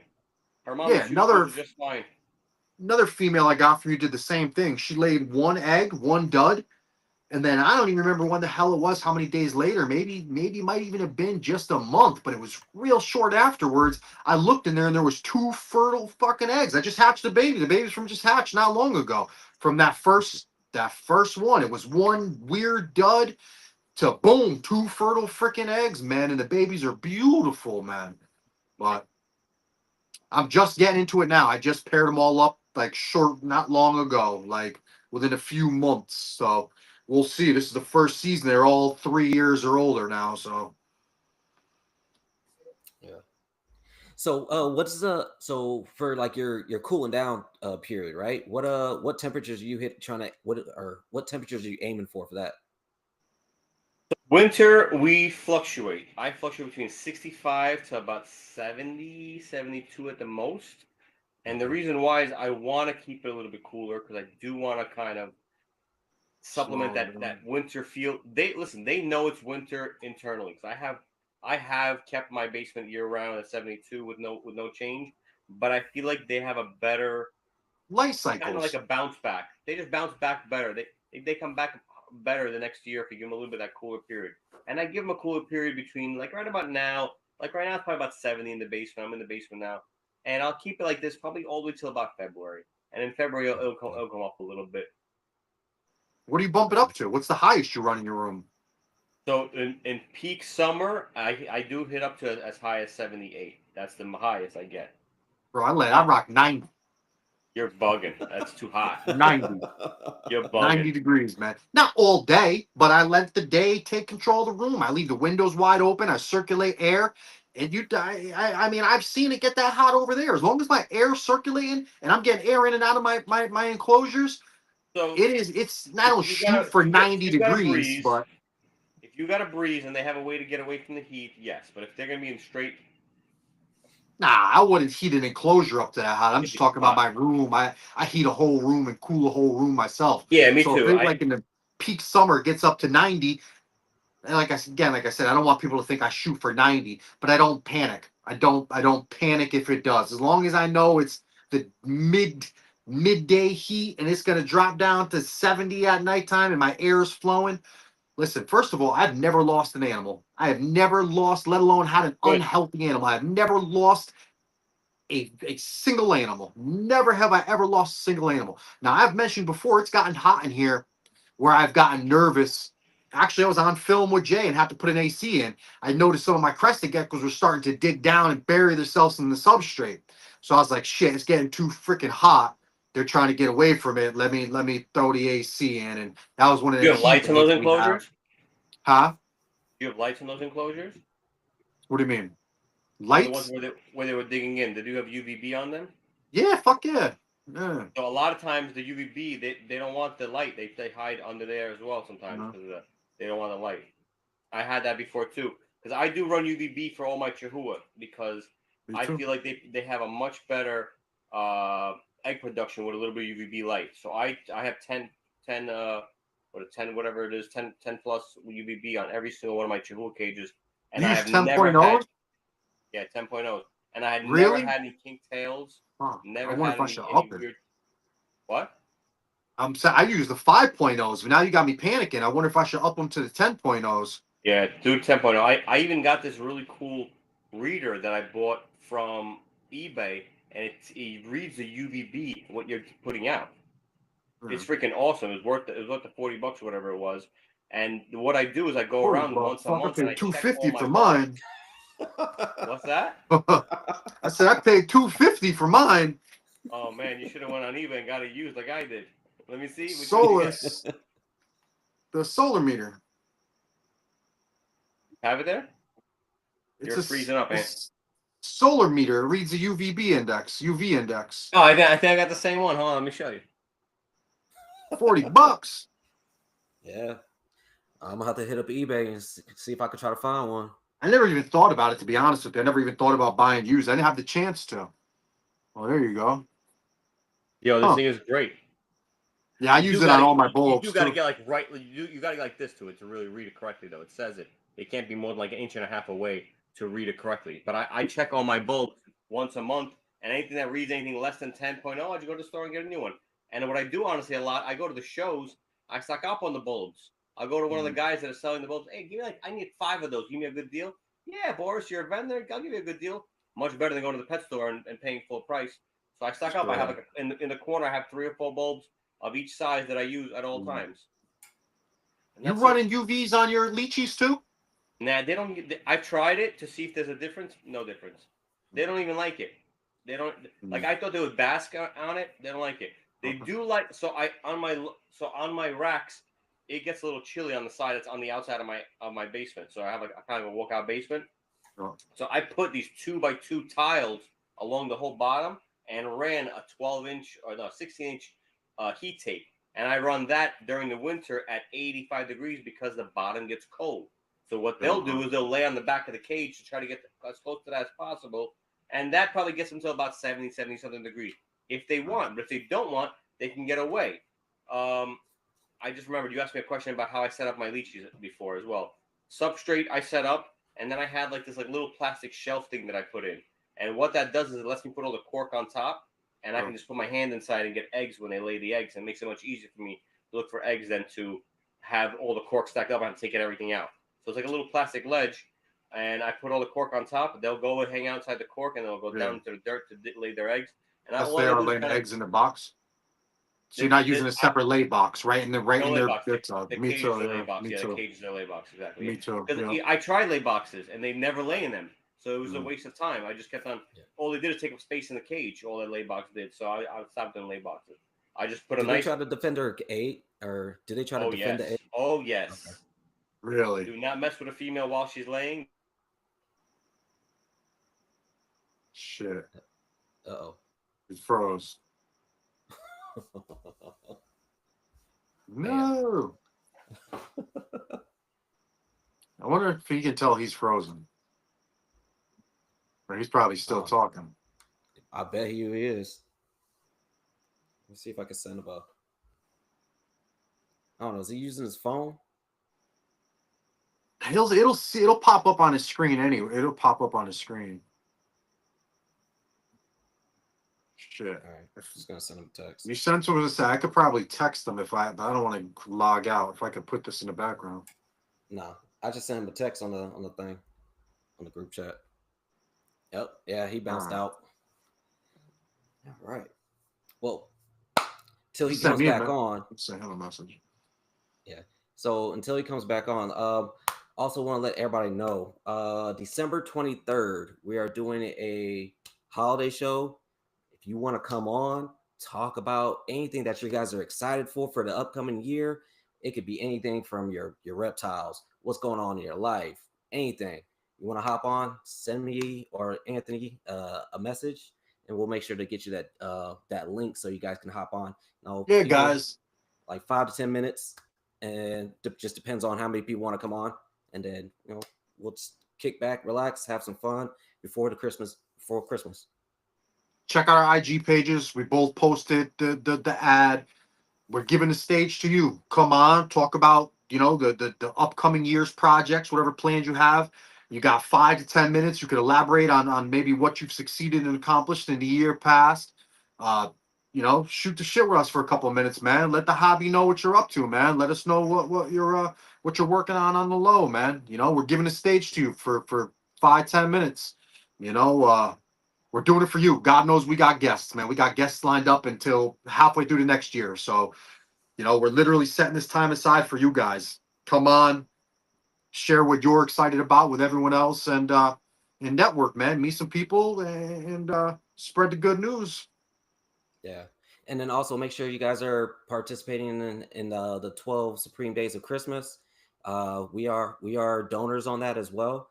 Um, I mean, you can check out the page, but yes, we are donating. I believe a Govee set, humidifier, thermostat, maybe I think some smart plugs as well with that, and then also the complete Knobtail book by Mr. Dr. Drewlander.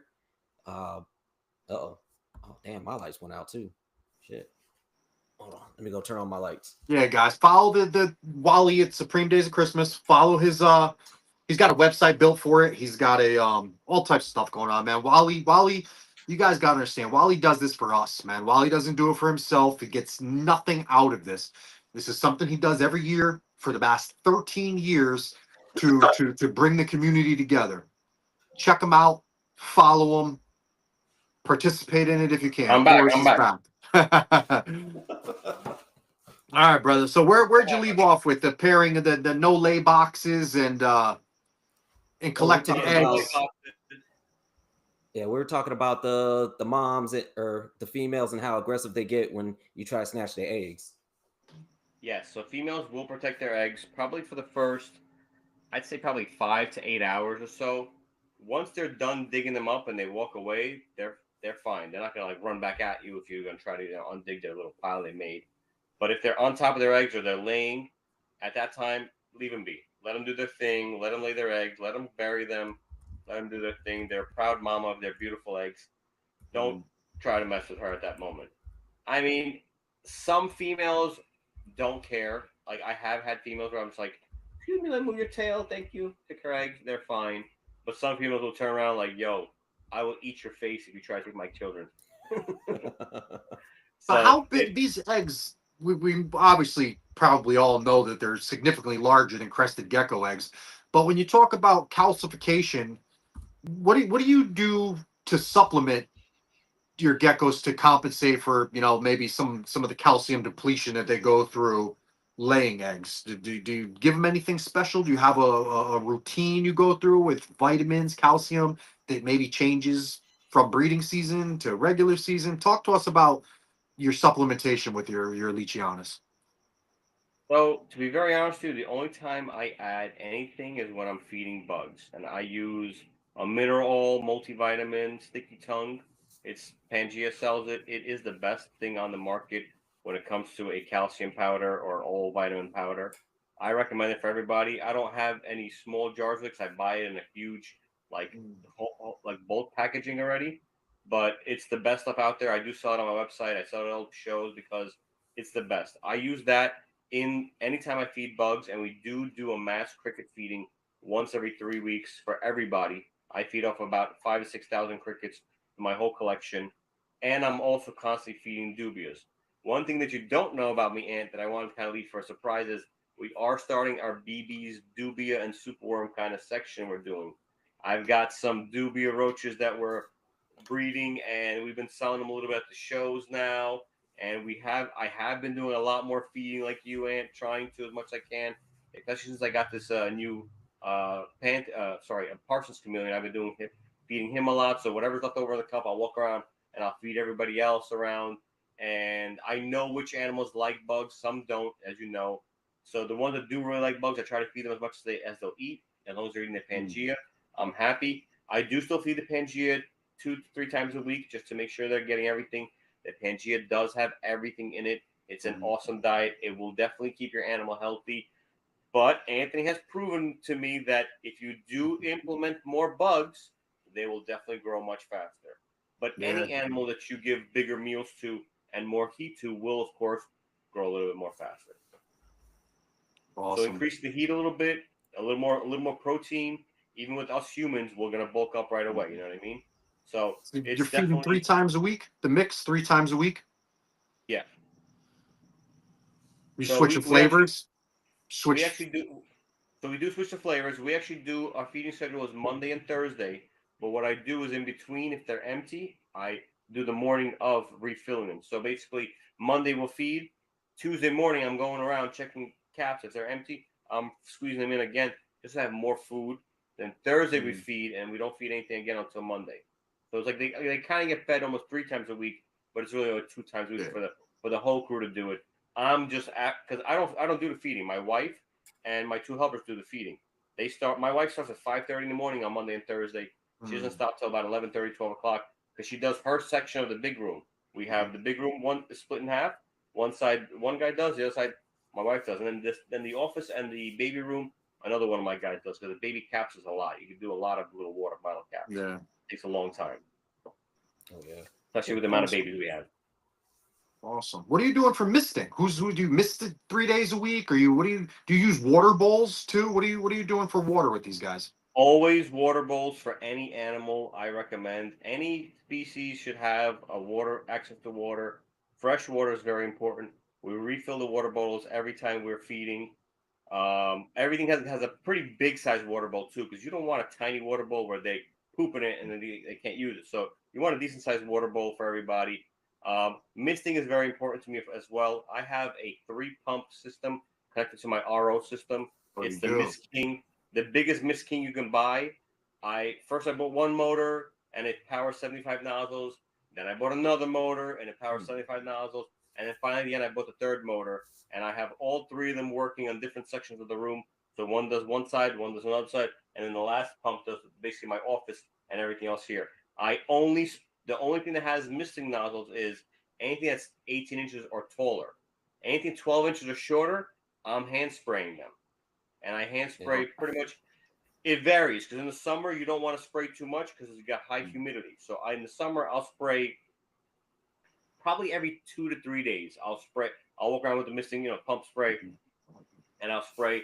All my tubs have little holes in them for like the little screen. I'll spray through the little hole. It's quick little, just give it some moisture. That is very important. People don't realize it, and I have talked to other breeders who don't spray and just use humidifiers in their room. That animal wants that rain. That's really what it comes down to. The animal wants the rainfall. The animal wants that humidity. When I spray my animals, they look happy. Not spraying your animals is definitely not the right way to do it. I'm not trying to rag on anybody because I know my buddy's going to yell at me after this if he sees this. I'm not trying to rag on anybody's system because he has it like, dude, the guy's got it dialed into humidifier and dehumidifier, runs off his phone, like some crazy stuff. And I'm like, dude, whatever works for you is fine. That doesn't work for me. I need to spray my animal. I need to see them licking the glass and having a good time at it. You know what I mean? So definitely spraying is important. In the winter, I spray more because it's drier, because it's dry heat. You know what I mean? So in the winter, I'm spraying every other day because you don't want them to dry out. They're a high humidity animal. In New Caledonia, if you walked over and touched a tree, your hand would be soaking wet, dripping. That's how high the humidity is in New Caledonia. It's raining every 3-4 hours, sometimes every 2 hours in New Caledonia. So it's high humidity. And you want to keep that in mind. Not too wet because you're gonna say they're smart. They're gonna get away from the rain if they don't want to be soaking wet. You know what I mean? So they're hiding when it's pouring rain. But when it's done pouring rain, they're coming out. They're looking up that water. They're having a good time. You know what I mean? Absolutely. I always spray just one side of my enclosures. I'll spray the back. Me personally, try to give them their damp area and their dry area. I give them the option to get dry. And I also spray about 3 times a week, but I use a big water bowl. And I've watched them. Got them on video on my Instagram. I've recorded them drinking out of their water bowls. Man, they drink out of their water bowls. But I've never experienced any bacterial infections. I've always had the fear of God put in me, from reading and watching and seeing horror stories of people getting these fungal, bacteria, fungal infections from people keeping them soaking wet. So I'm super cautious of that too. And like you were saying earlier, huh? You found the balance. You Yes. And what I always try to preach to people, and I'm sure you do, I'm sure I learned it from you, but what works for one person is going to work for the other. What my ambient environment in my home is not going to be the same as yours. So what Boris had mentioned before about the substrate, and if anything sticks to your hand or you're squeezing any type of water out of that substrate, your gecko is going to be in for hell. Like, they need to have somewhere to escape that moisture. They need to be able to dry out. You mentioned that you spray one side. On my nozzles, on my tanks, the nozzles all face one wall. So they spray that wall, and that's it. Yep. The other side now they can get away and not be wet if they don't want to be wet. It's And a you always perfect want to thing. give a lot of hides. People don't put Mhm. enough stuff in their tank. You want a lot of stuff for them to hide in and out of, and you know they don't. They're Oh not a yeah. really run around animal. They're more of explorers animals. So they'll go in Yep. and out of different cork rounds and up and down different cork vines and behind different bushes or trees or shrubbery. That's what they like. They don't need a huge cage. People are like, oh, why can't I put my lychee in a 36 by 36 by 36 cage? I'm like, well, because it's probably just going to run around all day long and not be able Mhm. to find the food and probably not be comfortable because it's like so big for them they don't even know how place to hide unless you're going to put a lot of hides and work up to it. But if you put a small animal into a big cage like that, they're definitely going to do bad. Most time people message me like, oh, why is my animal not eating good? I said, send me a picture of their enclosure. That's the first question I say.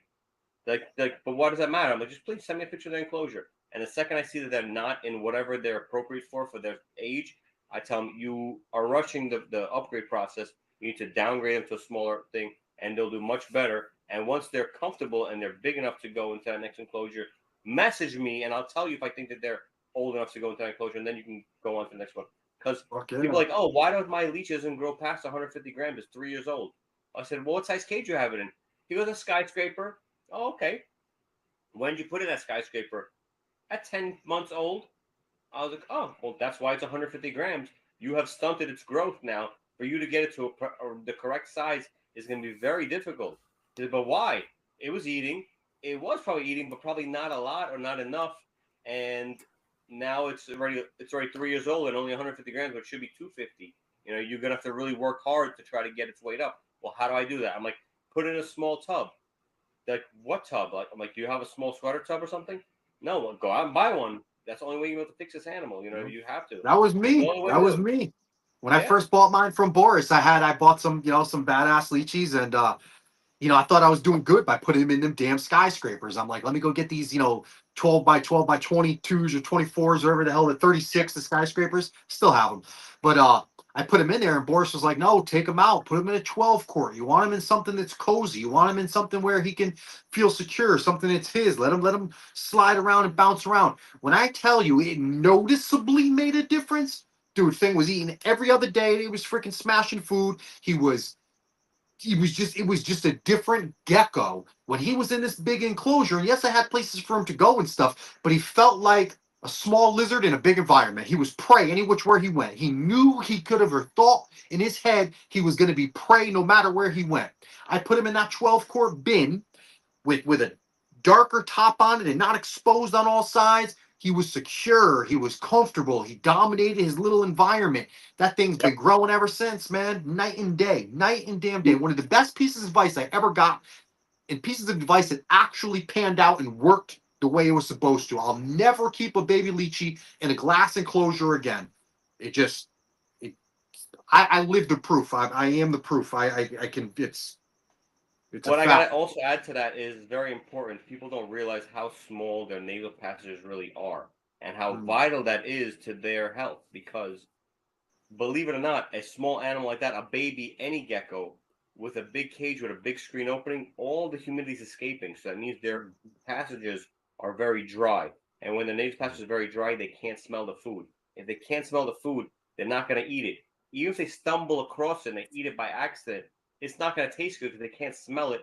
So they're not going to eat a lot of it. So believe it or not, that tub, it acts as two things. One, yes, a small, cozy home for them. And now they can be the king of that castle because it's so small. And two, the humidity stays so well in that tub because you only have a couple of holes on the sides for cross ventilation. mhm. That's it. That it keeps them be able to smell the food. That's the most important thing is be able to smell the food. Yep, If they can't smell the food, they're not going to eat it. They're not going to be interested in it. yep. That's really what it comes down to. So a big cage for a small animal automatically will dry out. Listen, you can spray like crazy. Then you're fighting to try to spray enough where you're not too wet and enough where it's too humid enough. You can just save all that extra work and put it in a smaller tub and not have to fight that humidity levels by constantly trying to Mhm. spray so much and spray one or two sprays once a day in the morning, and that's it. And that's what I can recommend. I give people like a small little care sheet. I might even have one. I'll show you. It's super basic. It basically tells them that this is what you have to do to make sure that this thing survives. It's super simple. It's literally I make it like idiot proof, which I don't want to say idiot, but it really is like don't do this and do this and you'll be fine. That's really what it says. And one of the things it says is two sprays on the side of the tub once a day in the morning, Why the morning? Because it's pretty warm in the morning, and it'll dry out throughout the day, causing humidity inside the tub and giving them the proper amount of humidity they need till the next day. That's Moving also a up to good point. The cooking, they water slow down. dishes. The water dishes create good ambient humidity too. I find Yes. if you keep a nice water dish in there, it will, no matter what the exterior environment does, that water bowl seems to always keep a nice ambient humidity temperature in their enclosure. And also to talk on the small bins, I read a study. I think it was Philippe and Henkel wrote a paper on some of their expeditions. These guys had documented breeding pairs of Leachianis that lived in the same tree hollow for 22 years. This one pair of Leachianis's range was a matter of 24 inches of a tree trunk for 20 something years. This pair was known to live in this hollow on this one section of tree. So when you go and take these giant enclosures and think you're doing them some justice, you're putting them outside of their realm. That's not what these animals do. They're programmed and hardwired by nature to live a particular way. They don't want to be out in the open traveling around, and they're not jumping from tree to tree like some species do. They're not traveling like that. They hunker down. They live their lives in a section of a tree, and they stay. They've just been documented. They will stay on this section of tree for their entire lives. Yeah, they have everything they need. They don't need to move anywhere else. Oh. No. Yeah. They got food. They usually live on fruit trees. It's usually fig trees. No. And the animals and insects will come to the tree to try to get fruit off them. They're eating the fruit of the tree, and they're eating the insects or whatever other animals come to try to eat that fruit at the same time. So they're eating a little bit of everything. And believe it or not, they are eating a lot of other small lizards and birds and whatever they can grab, depending how hungry they are. Much Leachies more are so an than opportunist mice. animal. Depending how hungry they are is what they'll eat. If they're not hungry, if they're plenty full on fruit and they're not hungry, they're not going to chase no bird or no other lizard. But if that little lizard comes into their hole, that thing is chomped. It's eaten. Gone. That's it. Yeah, it's gone. Have you ever fed quail? You ever fed quail chicks? I've never gotten them small enough where they were feedable. At 1 year, I did have a buddy of mine give me a ton of pinkies. He was breeding a bunch, and I had fed my female Leachies pinkies for extra protein. Now, It was tough. They won't all eat them, but some will take them, and they do like them, believe it or not. They will eat I've them. never tried pinkies. Never tried pinkies. Like I said, they're an opportunist animal. If they're hungry enough, if they want it, they'll eat it. Not all will take it. It was tough. You know what I mean? I think I had like 50. I think I got like 30 females to take them at the time. I couldn't feed up all 50 pinkies. But I do have some males that will take pretty much anything. Like if I have a stillborn gargoyle, I'll go put it in front of the Hulk. The Hulk will chop it down. Fuck yeah. People don't understand. I feed mine lizards, man. It's a natural thing. Even my gargs. I feed my gargs lizards. They are designed to eat them things, man. It's What kind of lizards? Feeder lizards. Anoles. Day geckos? Right? Yeah. But Day geckos? Morning geckos. Yeah. A lot of guys do that. I have a buddy of mine. He breeds them and lets them go in the cages. Says that they eat the fruit flies. I said no, they don't eat the fruit flies. The leechies eat them. But they definitely do, man. I've had stillborn or anything stillborn, anything doesn't make it. Deformed stuff, man. Yeah. They eat it so naturally that it's just common sense. There's studies. I think even Ricky posted it the other day. Ricky posted the stomach contents that he found of some 11% some field guide or whatever. Dude, there's 11%. twice as many more lizards and stuff in their gut by breakup was more lizards than it was anything else. Like it really depends on what's around. Leachies, yeah, absolutely. And all New Caledonian geckos, yes, they'll eat rotten fruit and maggots rather than chasing after something alive. But if they can't find anything, they're chasing that thing to try to catch it, whatever it is. You know what I mean? Absolutely. I've seen it. I once had a freaking superworm beetle somehow hatched in the cage. I seen a crested gecko chomp that thing too. He was walking around. He's like, "Oh, yummy! I'll take that. No problem." Absolutely. They don't care. I believe animals in general. People overrate, or overthink animals in general. Animals in general in the They wild are humanize them. opportunistic, man. They're gonna eat whatever comes their way, man. I mean anything, anything. There's very few, and I'm sure there's animals that exist. So don't quote me on this, but I'm sure there's very few animals that have a very set diet. They eat only one thing, and if they do, I'd imagine they live in a very specific area where that food that they've grown to eat is accustomed, like koalas and eucalyptus, right? Like, like pandas and bamboo. Like it's a very odd thing for animals to eat just one food item. These things are Yeah. eating whatever comes their way, man. Even their own kind. I hate to say it, but I've read studies where, in articles and clips and even things on Instagram where people have tried to hatch geckos in their cage, leachies, chewies, guards. The parents eat them, knock them off. Yeah, it happens a lot. I had a pair of lesser rough snouts. I can never catch the babies. The dad will eat them every time before I can catch them. Wow. I got so tired of it. I ended up trading them off just 'cause I was tired of never getting any babies from them. That's an Yeah, interesting species. it is an interesting species. Very cool species to work with. It's basically like a bigger chihuahua, but Yeah. they're cool. But yeah, they all every time. And the dad's tail is fat. I knew it was him. He was the culprit every time. You ever go to any of the gecko symposiums? You ever go to any of these gecko symposiums out at Tinley or anything? I don't go to Tinley. It's too far for me. I Yeah. can't. I don't.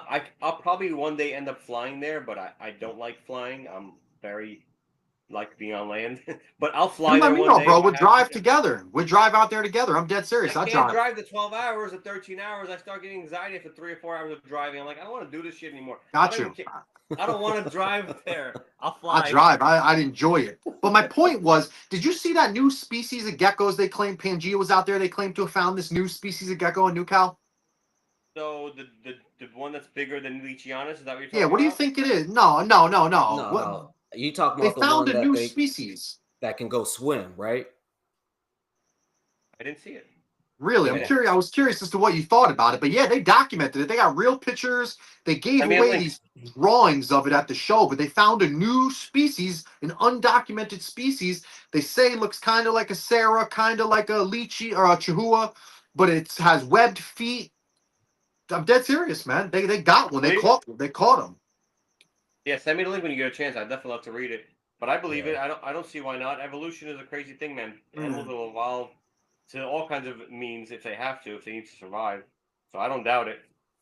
Look interesting. at the what are they called? The spiny iguanas that dive down and eat coral or whatever the hell they Oh, eat. they're on the Those things are, Galapagos, the saltwater iguanas. dude, those Yeah. things are crazy. Those things are Mm. wild. They spit the salt out of their nose. They Oh my blow and they god. snort the salt out. Those things like medieval creatures of some sort. Those things are That's crazy. badass.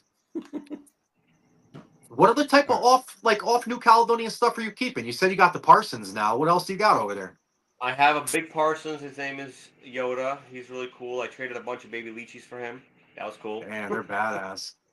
That's cool. I have a pair of giant day geckos just because I never seen a day gecko that was handleable, and my buddy was literally holding him in his hand. My buddy Ronald Peteroy, and I'm like, Ronald, I need that gecko. I have one at home.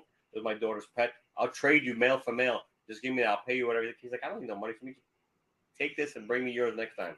I took him home. He's cool as hell. I can take him out now if I wanted to. He'll just hang out with us. I could pet his head. He's like super cool. So I like animals I can hold. That was the whole reason why I got into New Caledonian geckos. For Me too. me, the whole thing is being able to hold it, being able to chill Me with it, be too. able to put it on my shoulder, hang out and bullshit. That's what I love about New Caledonian geckos. That's really what drew me to them. That's where they Everything win, else, you know? Yeah. There's it's a a great huge thing. population of people that keep them like fish tanks, though, that don't, you know? So it's kind of like a fine line. Like there's a lot of, there you go, Jay included. There's a lot of cool They geckos can be. that people keep that don't want to hold them, you know? But that's where they those are the people that New Cal doesn't, isn't alluring to them because of that. One of the most alluring things about New Cal is yes, the variety, and the variation of species, but every species is dumb handleable. Like you can handle and tame down any species from New Cal like they're a freaking parrot. You could carry them around on your shoulder. I got that one girl, the big girl, Gunner, my Chihuahua, the big one. In the summertime, I've taken her to the store a dozen times with her in my pocket in my shirt. I'll just go out with her, chilling in the shirt. She just sticks her head out and goes everywhere. I mean, travels in the car with me. She's just a super, I couldn't imagine doing that with like, some day Once you gecko, once huh? you gain that trust with any of the New Caledonian geckos, I mean, of course, the Leachians are definitely the smartest. Chihuahua are definitely very smart as well, but Leachians are smart. I have some Leachians I'll put on my shoulder, and if I don't touch him, he won't move or she won't move. They'll literally just sit there. I can go to the store. I can do whatever the hell I want. They'll just sit there. Like I throw parties sometimes on my birthday or whatever. I'll put a Leachie on. We'll hang out. My wife will have one on her. At the show, if you guys ever come see us, we all got Leachies on us. We all throw a bunch of Leachies on us. Because it's just, that's how they are. And they become like bearded dragons once you get them to know that you're not there to hurt them. The second that they know that you're not trying to hurt them, not trying to eat them, they're just like, okay, I'll just hang out on you. They don't really care. Like I have a video where I had a Leachie on my hat the whole live. It was like the whole thing was just sitting there.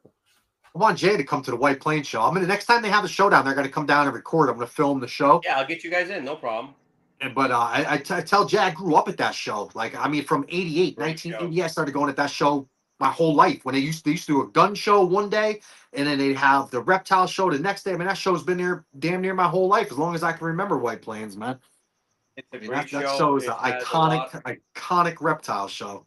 Yep, it has a lot of history. It has a lot of like a lot of space you can put out a lot of animals.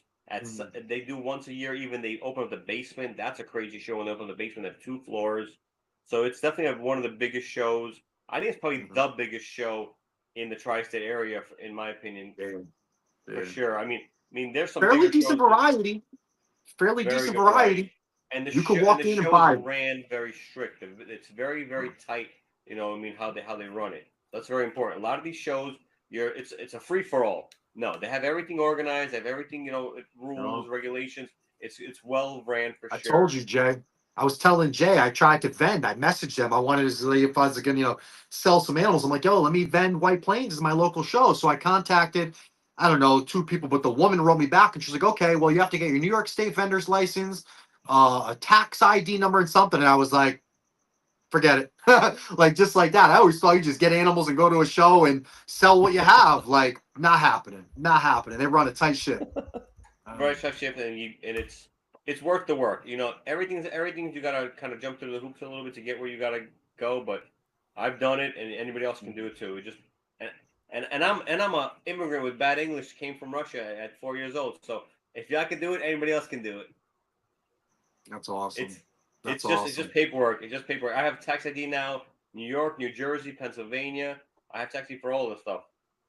Gonna say how many shows you vend in a year? How many shows you vend in?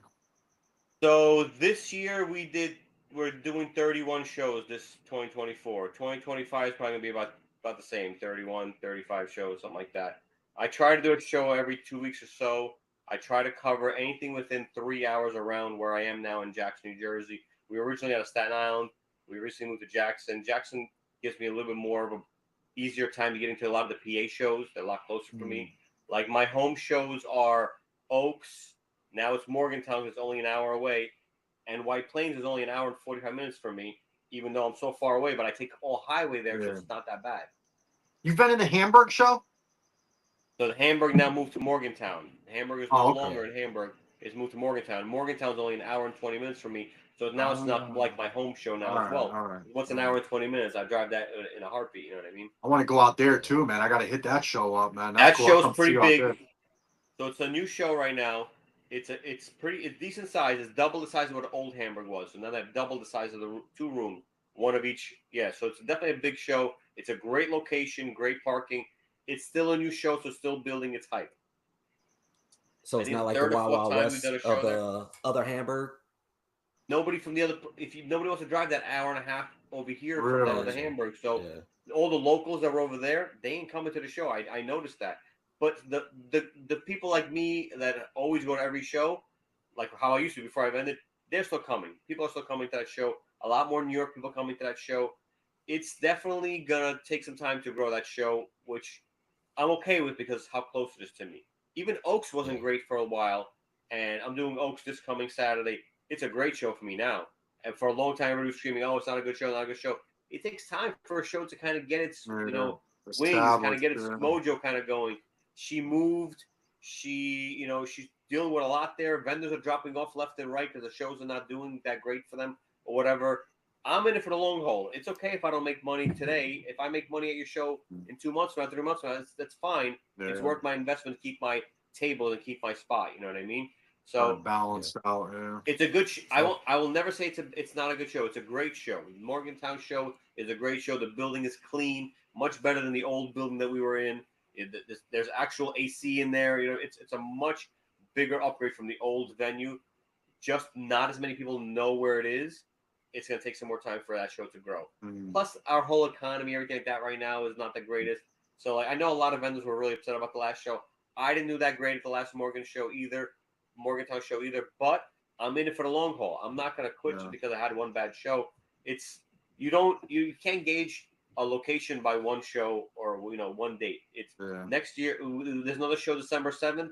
That's right around Christmas. Hopefully, I'll do great that show. You know what I mean? So it'll make up for it wherever it is. Yeah. People come into the business saying that they think they're going to make $1 million every show. No, you can't go into the business like that. You got to come into the business wanting to educate people and show them what you're passionate about. Once you show people what you're passionate about, they're going to be passionate about the same thing if they have the same interests as you do. It's really pretty simple. You show people what you love about them, if they love it, they're going to love it. That's nothing you can do about it. You can't force people to buy your animals. They're going to buy if they like it. You know what I mean? If someone wanted to vend, like my buddy Jason here, what would be like a piece of advice you could give someone like my buddy, like the best piece of advice you can give him to successfully vend a show? Great question. First off, definitely hype yourself up. Let people know you're following where you're going to be that weekend. Like, you're going to see this coming week, you're going to see me posting a bunch of stuff on my stories, on my pages, on my groups, that I'm going to be doing a double weekend this weekend, Oaks and White Plains. That's this coming weekend. It's going to be an awesome weekend. Oaks is going to be a great show. White Plains is going to be a great show. That's what I'm going to be trying to present. You're literally your own hype man. Hype yourself up. I'm going to be bringing a ton of animals. I'm going to have great deals, killer deals. People are not going to be able to say no to these deals. Whatever you got to say to get your name out there. And then variety. I didn't start making money really with animals until I had variety. When I had 20 Crested Geckos on my table, you could only, get Crested Gecko customers. When I started having Crested Geckos and Leachies and Crested Geckos and Chewies. Hold on one second. Oh yeah, it's like Jay's got like 15 different species. So I tell him if he got out there, he'd kill it. He got freaking animals from how many different continents? This kid's got 15 different species he could put on. He'd kill it if he started vending shows. That is a great thing. Variety is amazing. Like, I always tell people, it's like fishing. You go into the show, you're fishing for a sale, fishing for a customer. You got 15 different types of baits. You're going to be able to catch 15 different types of fish now. Now, if you only have one type of bait, you're only catching one type of fish. That's what it comes down to. Facts. Oh, yeah. Facts. So when I started bringing out variety, different morphs, different species, different this, that's when I started making more money. That's honestly why I started doing the dubia roaches. I had people asking me for them, and I've been breeding dubia roaches for probably this whole 13 years. I never stopped breeding dubia. I always had a colony. I still have a colony. It's my personal colony. I actually gave most of my colony to Ricky. I was just tired of taking care of them. So we did get a question. This would be aimed for both of you guys, since you both do have leechies and stuff, right? So do you find that they are more naturally more chill or flighty, or do you think it's just a matter of desensitizing them? It's definitely a desensitizing thing. You have to grow your bond with your animal. They have to feel comfortable with you to not be flighty. The flighty thing is, I'm nervous, I'm scared, let me run. That's what the flighty thing is. So the second you build that trust, that bond with your animal, similar to what people build with a monitor, they won't be scared of you. They won't run. Simple. Very similar to monitors. Very similar. I've kept monitors my whole life. They're very, very smart. I've never experienced it just because I've always held mine, and that's always my goal, was to desensitize them. The more I desensitize them as babies, and I bought everything from Boris as hatchlings, man, like for a reason, for that very reason. I buy them young, I hold them their whole lives. By the time they do reach adulthood, I've never been bitten. I've never been by any of my geckos. So I've never been bitten. Never been bitten by a gecko yet, and not worried about it at all. I believe you have to desensitize them. I don't know nearly as much as Boris, but I do know that if you desensitize them and you become part of that animal's norm, it's the best way to do it. It's the easiest way to do it. You're not a threat when you're part of that animal's daily life. Yep. 100%. And it comes down to and go to all, not just Leachies. Yeah, all of them. Geckos. Chihuahuas too. Chihuahuas are super smart. I try to tell people, personally, I love my Leachies, but my Chihuahuas are where my heart is. And Chihuahuas are my favorite new cow species. And not that I can really say they have anything over the Sarahs or over the Leachies. Both of them, in theory, have things over the Chihuahuas. But Chihuahuas, to me, Chihuahuas have always come to me. I open the enclosures up and they come right out like, what are you doing?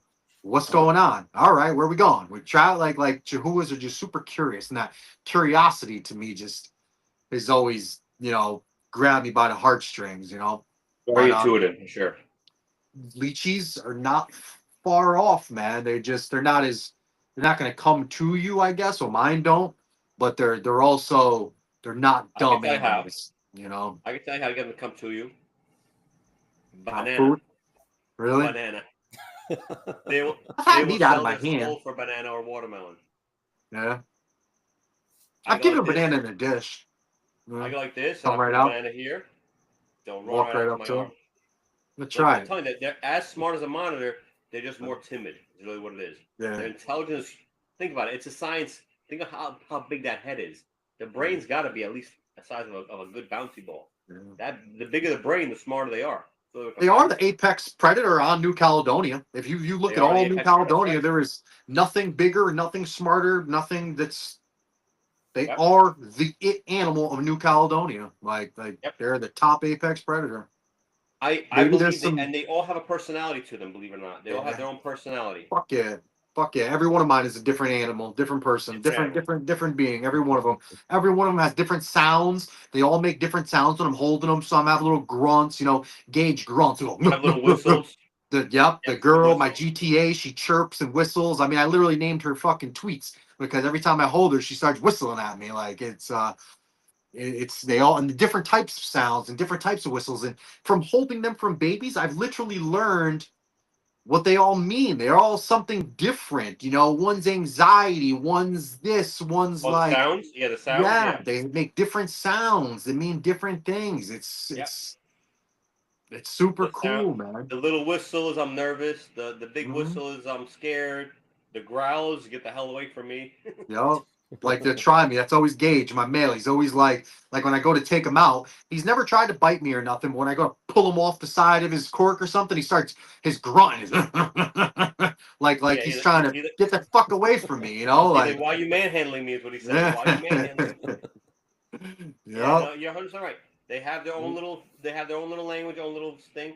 When I turn the lights out at night, we have like the bug zapper, so that's purple. So you can still see the animals. It's just really dark. Dude, the noises you hear here. I'll record if you want it. I'll send you. I'll send you the recording.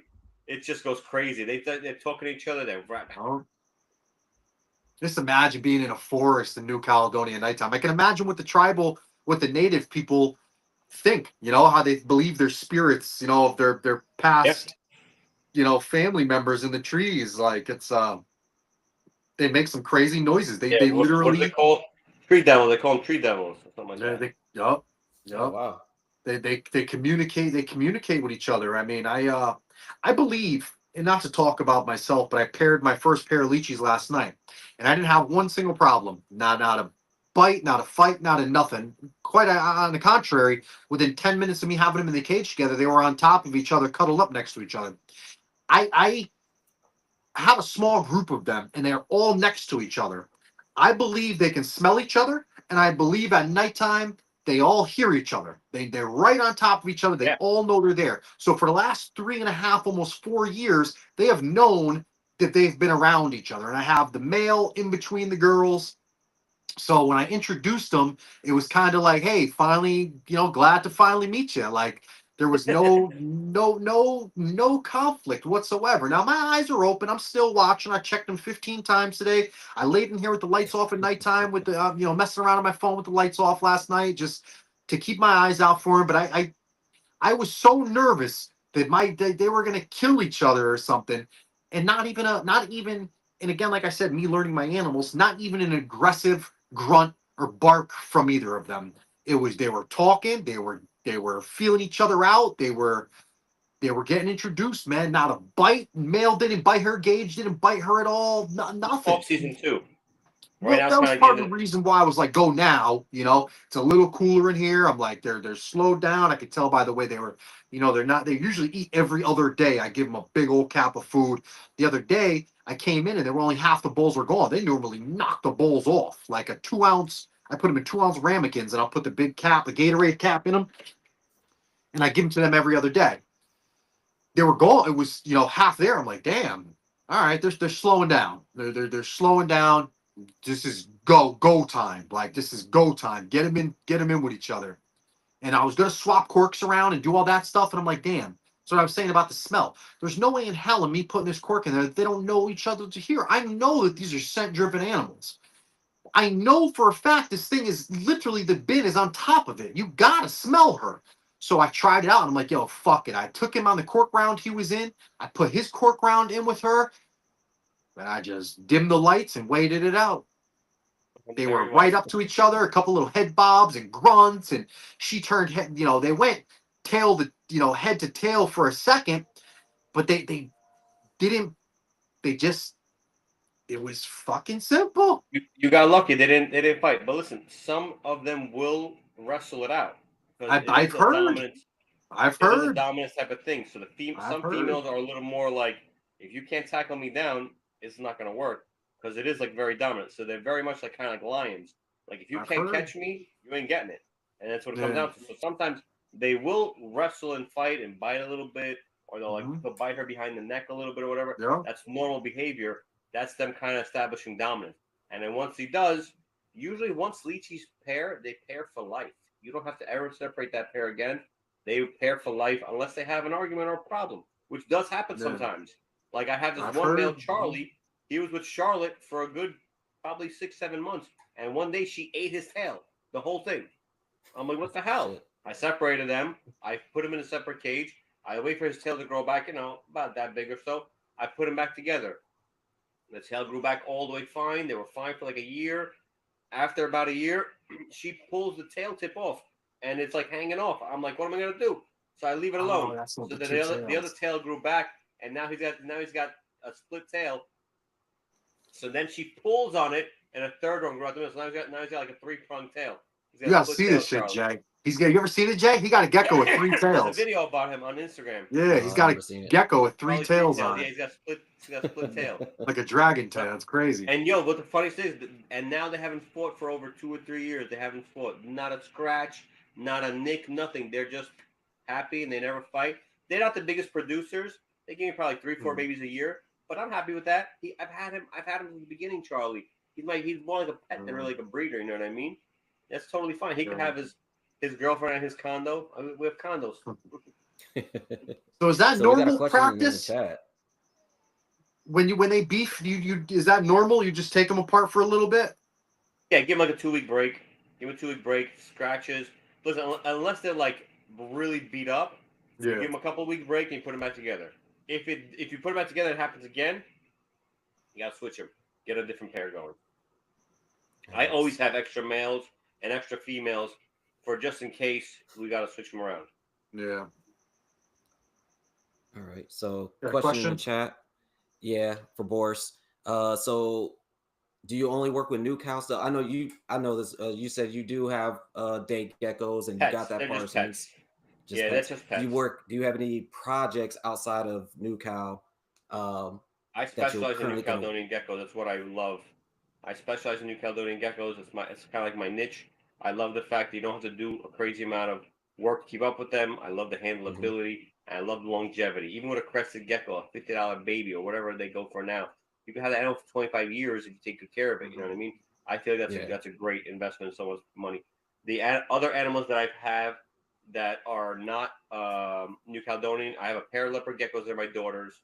My leopard gecko female, she's 16 years old. My male is like 6 or 7. They're more like rescues than anything else. They've produced Okay. 2 babies in the last 2 years. They're not a great producer. They're just fun. My daughter to play with, and for when kids come That's over, they awesome. can have something. Yeah, they're just cool looking, like albino bells, like nothing crazy. They're just pets. And then I Yeah. have the pair of day geckos, which are just again pets. They do produce a little bit. I sell them for cheap at the shows just to get other people good pets. I have the parson, and I have a 3 foot lungfish. He's like this long. A couple of That's dope. dogs, a cat. That's it, really. We're mostly just New Caledonian geckos, specializing in Okay. trying to give a good quality New Caledonian geckos at decent prices. Is really what I'm Right. trying to do. Absolutely. I'm never gonna stop either. I know a lot of guys are like getting out of the hobby. The hobby is difficult right now. Prices are down. Prices are down. I'm still working with people and giving them good deals. Like I said, I give good deals to whoever. Like the wholesale deal I'm sending out to Taiwan. He wanted me to go down a little bit on my price.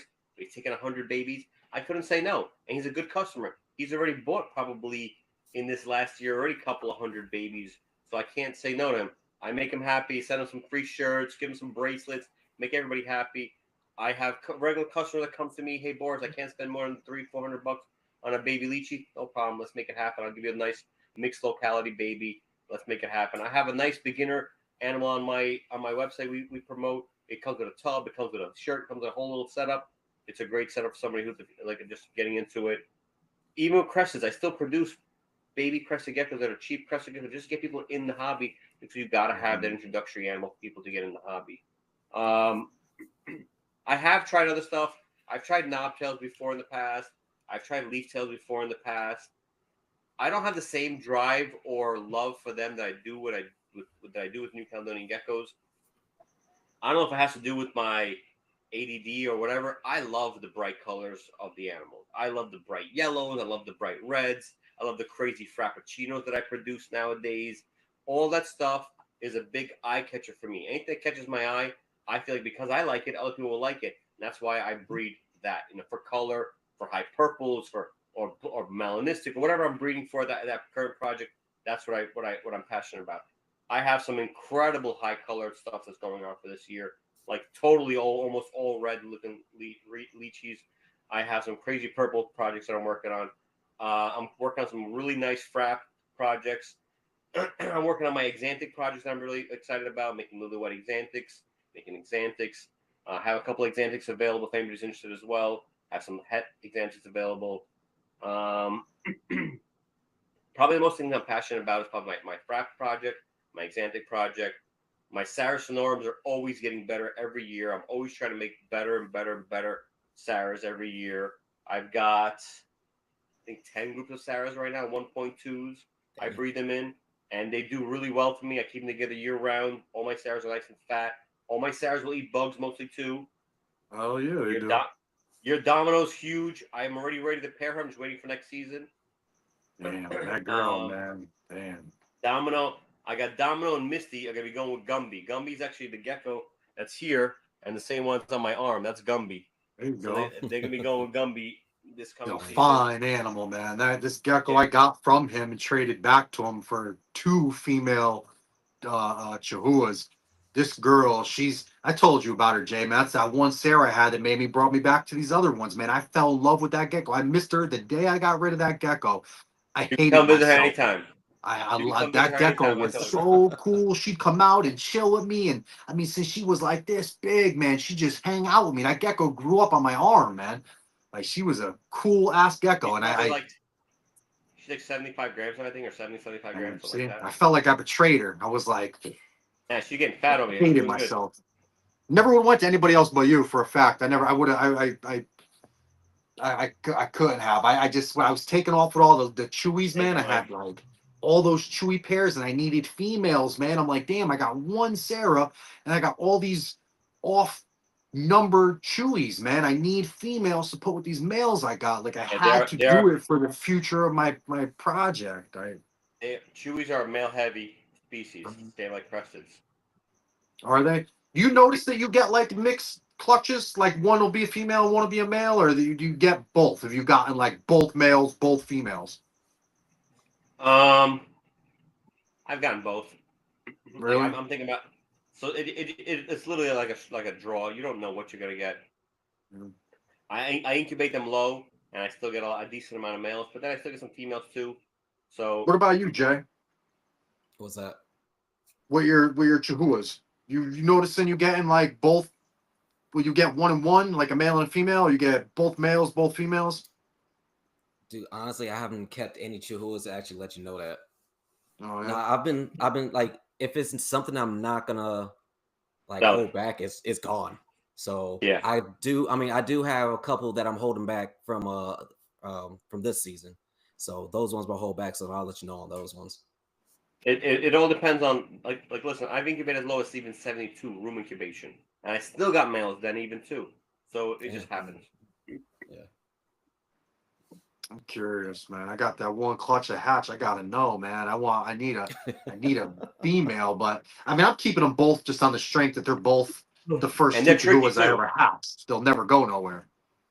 They're tricky too. They'll show no pores all the way up to like 20 grams or so, and then all of a sudden, boom, pores. Yeah. And the Sarahs too. Sarahs and Chewy are definitely the two most trickiest ones to sex. I can sex a Leachies, I can sex a Urodactyloid, like no problem after a month old. No problem. Urodactyloid, I can sex at a week old, sometimes even right out the egg. Male show pores Damn. right away. Damn. Using loop? Boom. Talk too much again. Do Dry you use throat. a do you use a jeweler's loop, or are you doing the whole UV thing? Jeweler's loop. So have you done the UV the spotlighting for them? I've tried it. A friend of mine had one, and they do glow. Okay. But you still gotta use the loop though, not just the light. Okay. Just the light will only work on adult animals. On babies, they're so small, you still gotta use the loop. Mm. Yeah. So somebody asked me about that. I said, if you're gonna do it, get the loop with the light, not just the light. The light, just light won't do anything Okay. I because gotta it's get a so loop. small on babies. Yeah. All right. So we coming up over 2 hours. So I got my one last question. And do you want to go ahead and ask yours? Dude, If you could give a kid that wanted to be in your shoes one day, say a kid is, young kid, 10 years old, he wants to grow up to own his own gecko business like you. If you could give him one piece of advice, what would it be? give it 120% every day. Be passionate about what you do, and never stop reaching for the stars. The world is your oyster. I built this brand from nothing, from a drum set, literally a drum set and a dream. And I did not have much support. My dad and my wife were both like, "You're nuts. You need to get your head checked. What's with these geckos? Just keep them as a pet. Why you need to breed them? I don't understand why you." I'm like, just trust me, guys. This is a great thing. People are gonna love my geckos. People are gonna love, and honestly, it's the best thing I ever did. Since 2020, the gecko became my main business, and the welding became my side business. And I'm really happy about that because I worked 60 hours a week before the 2020. No joke, 60 hours a week, super early in the morning, super late at night, selling jobs, doing repairs, welding myself, and still coming home doing geckos afterwards. The geckos gave me the freedom of being able to work from home, be able to sell some geckos on the weekends, doing a little bit of online sales. I still make a little bit of metal work on the side for myself and that stuff I like. I still make my barbecues, as you guys can see me post on my barbecues. But just be your own motivator. Don't let anybody tell you can't do it because everybody told me I couldn't do it. Everybody told me go be a sanitation worker. And I'm like, I don't want to go work for sanitation. I want to be my own boss. And my current business wasn't doing great at the time. Towing and transporting was really tough. Insurance was high. Everything was through the roof. And taxes were crazy. I'm super happy I bought that first collection of $1,500.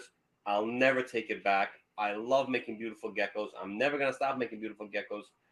Yeah, the prices are down right now. You've got to be tough with your prices. You've got to give good quality stuff. I'm definitely selling animals less than what I'd like to, but I got to get them homes. They've got to get homes. I can't keep them all. So that's fine. I produce enough animals where it can be okay to sell them for a little bit less. I'm okay. I don't need to make every dollar. I'm okay with selling them for a little bit less and find them good homes. Like same thing happened with you, Ed. I sent you a better looking frap because, dude, you're a good dude. And I looked at your animal and I saw this one next to it, and I'm like, that one's a lot prettier. And I've got 3 or 4 more. I'm gonna send Anthony this nicer one. It doesn't cost me nothing. You know what I mean? That's why I did it, bro. That's the honest truth. So if you're getting into this, if you're just getting into this, right now's the time to get into it for a good price. The prices are low. People who got money to invest, this is the time. In my prediction, if it's right, March, April, May, we're going to be back up to normal prices where we were before this like economic drop or whatever we had. I think The so. quality animal will still get its price. I'm still selling melanistic for what I think melanistic are worth. I'm still selling my high color for what I think high color worth. Am I giving deals? Yes, I'm going to keep giving deals till the day I die because everybody likes a good deal. If you come through to me, you're buying an animal in, I'm going to give you a second animal for whatever X amount of money. Oh, just because you're already a good customer, I want to make you feel good, and I want you always want to come back to me and purchase animals with me. That's really what it is. So give good quality, give good prices, be your best, be your own hype man. If you don't believe in yourself, no one's going to believe in you. That's the honest truth. You've got to believe in yourself. I believe in the brand. People were like, oh, you should change your name to something else. No, BB is BB. It's always been BB. It's going to stay BB. It's never going to change. I am BB. I became BB from this business. You know what I mean? I work from home. I love what I do. I get up at 5 o'clock in the morning, 6 o'clock in the morning. I come down. I take whatever hatched out of the incubator. I put them away. I check on my pair. I check on my animals. I make sure everything's good. I check my temperatures, my lights, everything. I love what I do. I'm living the dream, honestly. I don't have to answer to nobody. I can sell my geckos today. I can sell a barbecue tomorrow, and I can have my bills paid. I don't have to worry about it. A lot of my life was eating ramen noodles and hot dogs. So being able to not have to eat ramen noodles and hot dogs feels great, guys. It's all from the hard work that I put into it. It really is. I mean, that's really what it comes down to. It's tough. There's a lot of haters out there. There's going to be a lot of people tell you can't make it, you can't do it, or somebody's going to try to do better than you or whatever. Don't put on the blinders. Just keep doing you. Keep doing the best you can. Keep giving it 150%. You got to be the best at this job to be able to keep this job. Is basically what it comes down to. If you want to keep your business floating, you've got to be the best at it. Don't be cutting throat or false advertisement or doing sneaky shit. Do the right thing, and you won't have any problems. You know what I mean? People ask me, oh, how can you do it at that price? How can you do this? I produce almost 1,000 baby leachies a year. I can do that price. It's okay. You know what I mean? I still have 600 baby. I still have 600 eggs in the incubator. We're already at the end of the season. Most people don't have nothing in the incubator by now. You know what I mean? So I'm okay with giving people good deals. I'm okay with giving people some nice. Hey, now Chicago hot dogs are fire. What? I don't know what that is. No, you're just saying because you're talking about hot dogs and ramen noodles. Yo, I love a good hot dog, actually. A glizzy is the way to go. I had a hot dog in the city yesterday. We went to go see Wicked. I'm like, can I stop right there for a hot dog real quick? I stopped for a hot dog. Nice. No, listen, I've been through it where it was tough, and I'm definitely very grateful for where I am. It's definitely very tough to try to make sales nowadays. It's tough for everybody, but you got to do your best. You've got to give good quality. You got to try to give good deals. Honestly, a lot of customers buy from me because of what you said, Ant. I'm just there for the customer for when they need me. That's a lot of my customers come to me for that. It's like giving them the support they need, and I'm always there for them. But that's just what I was always taught to do with customer service. You've got to give customers good customer service, or you're not going to have good customers. It's really what it comes down to. It's really what it comes down You're not to. gonna have any customers. It's if you're going to be a jerk and you're not going to want to answer people's questions, no one's going to buy an animal from you again. You know what I mean? I'm going to be doing a lot more of those live videos with more educational stuff for people, so they can learn more about it, so they can be more intrigued about it. Good. You know what I mean? That's really my point of more of those videos telling you I'm going to do. I love the educational stuff that's out there. I want to do more of it. I want to get more people interested. The younger generation is our next wave of customers. You've got to get the younger generation into it. Whenever I'm at shows, same like you said with your kid, I love when kids are like, oh, what's that? I even love more when kids know about it, and I give them even more information about it. That's the best. You know what I mean? Where the kid's like, oh, those are new Caledonian Leachies geckos. And I'm like, yeah, did you know they live 40 plus years? He goes, no, I didn't know. That's so awesome. I'm like, yeah, in the right care, they'll live 40 plus years. We have animals that were collected in 1996. They were adults. That means they're 40 years plus. That's awesome. Nice. Longevity. That's great. So yeah, man, be passionate. Give a good product. Give a good price. stand behind your product, and variety. You got to have variety to be able to get people interested in it. The same Crested Gecko person might not want a Crested Gecko next show. Might want a gargoyle. He might want a chewy. He might want a urodactyloid. Whatever he wants, you got to be able to have it available for them to be able to get that customer to stay, buying from you. And it's okay to let other vendors live too. People like, oh, no, we all got to eat. It can't be you. You can't sell every single gecko. People get upset. A buddy of mine stopped working for me. He went open up his own company. He told me upset. I'm not upset, bro. Reach for the stars. This is your ocean as much as it's mine. You know what I mean? This is an ocean full of fish that want geckos. Give these people the geckos. You know what I mean? That's all it is. So everybody should be able to eat. I have lots of great friends that are in the same show as me, and I'm happy when they told me that they made a sale. If they made a sale, I'm happy. You know why? It means there's still people interested in the hobby, and people are still going to be buying. People are still going to be loving these geckos. That's really the most important thing. If they keep loving them, if they keep buying them, then we're going to keep staying in business. We're going to keep doing this. That's really what it comes down to. No matter what price you're selling them at, as long as somebody wants them, it's already a good thing. There's somebody who's going to buy them. But oh shit. Oh shit. Damn, he's on a roll too. Right. Fuck, is he done? Yeah. There's no sense of starting back up. No, it's all good. The easy handleability, the easy care. There he goes. You check that Wi-Fi. I think he's in his base now. Yeah, no, it's all good though. All right, people. So we might just go ahead and call it. Yeah, he's gone. Yeah. So he might pop up here in a quick second, but like we said before, make sure you guys check out the 12 Supreme Days of Christmas. A lot of great donors on there. As I said, we're part of that donor crew as well. So we got the Govee humidifier set. We got a couple of different books we're going to be doing. I believe the Complete Knobtail and the Complete Europlatus. And he's back. I'm breaking the internet. Boris breaking the internet. Right? All right, cool. So, all right, let me go ahead and this last question. Boris, what has been your biggest failures in this hobby, and what have you learned from those? Biggest failures in this hobby, what have I learned from those?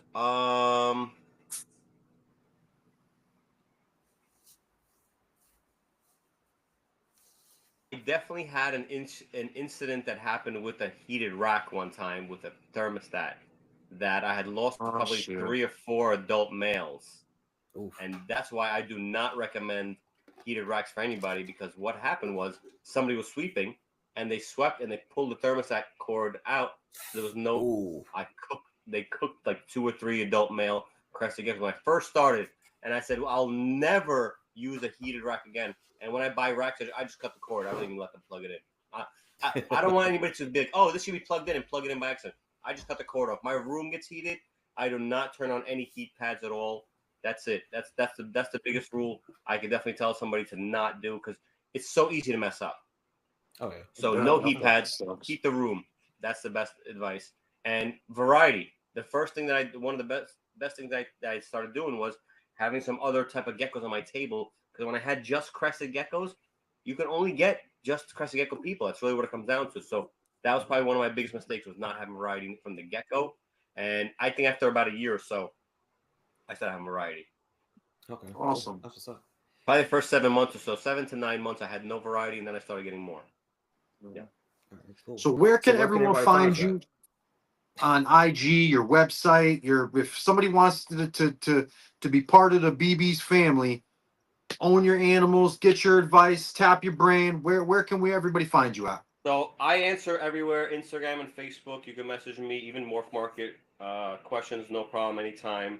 www.bbscrestedgecko.com is the best. Move your camera so you can see your website. Move your camera so you can see your full website back there. There you go. bbscrestedgeckos.com. There you go, guys. Give them a follow, give them a like, check them out. Buy an animal. I promise you guys, you will not be disappointed. You know, the man provides top tier service, man. You can buy his cheapest animal and you will get 100% of his knowledge and information. We lost him again. I'll finish for him. Really, really, All right. really, guys. I talk about him all the time. I post about him all the time. I rant and I rave for a reason. I got money to buy animals, and I'm not trying to sound like a prick. I could buy animals from anybody I want to. I go to him because of the way he treats me. He doesn't treat me like I'm some fool. I knew nothing and went to him, and he treated me like his best customer.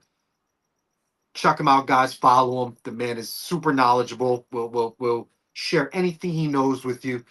Today we were a little all over the place with him, and that's just because he sells and breeds and deals with so many animals and so many different species. But if you're into New Caledonian stuff, check him out. Give him a follow. Ask him questions. He knows more than I can ever imagine knowing. Right. Yeah. So, like I said, everybody. Oh, next week we won't have a live, but I will be posting a video or an interview we did uh, about like a month back for our BMC members. So I'll be posting that one next Sunday. Uh, I'm moving, so I'm not going to be able to do all this while I'm moving. So, but everybody have a great night, afternoon, morning. Listen to this on your way to on your way to work, on your way home, whatever you know. But see y'all next time. All right. That's it, guys. Teach, inspire, collect. All right. Peace. It's done. All right. Yeah. You just sent me a text message. Fuck, I'm dealing with it.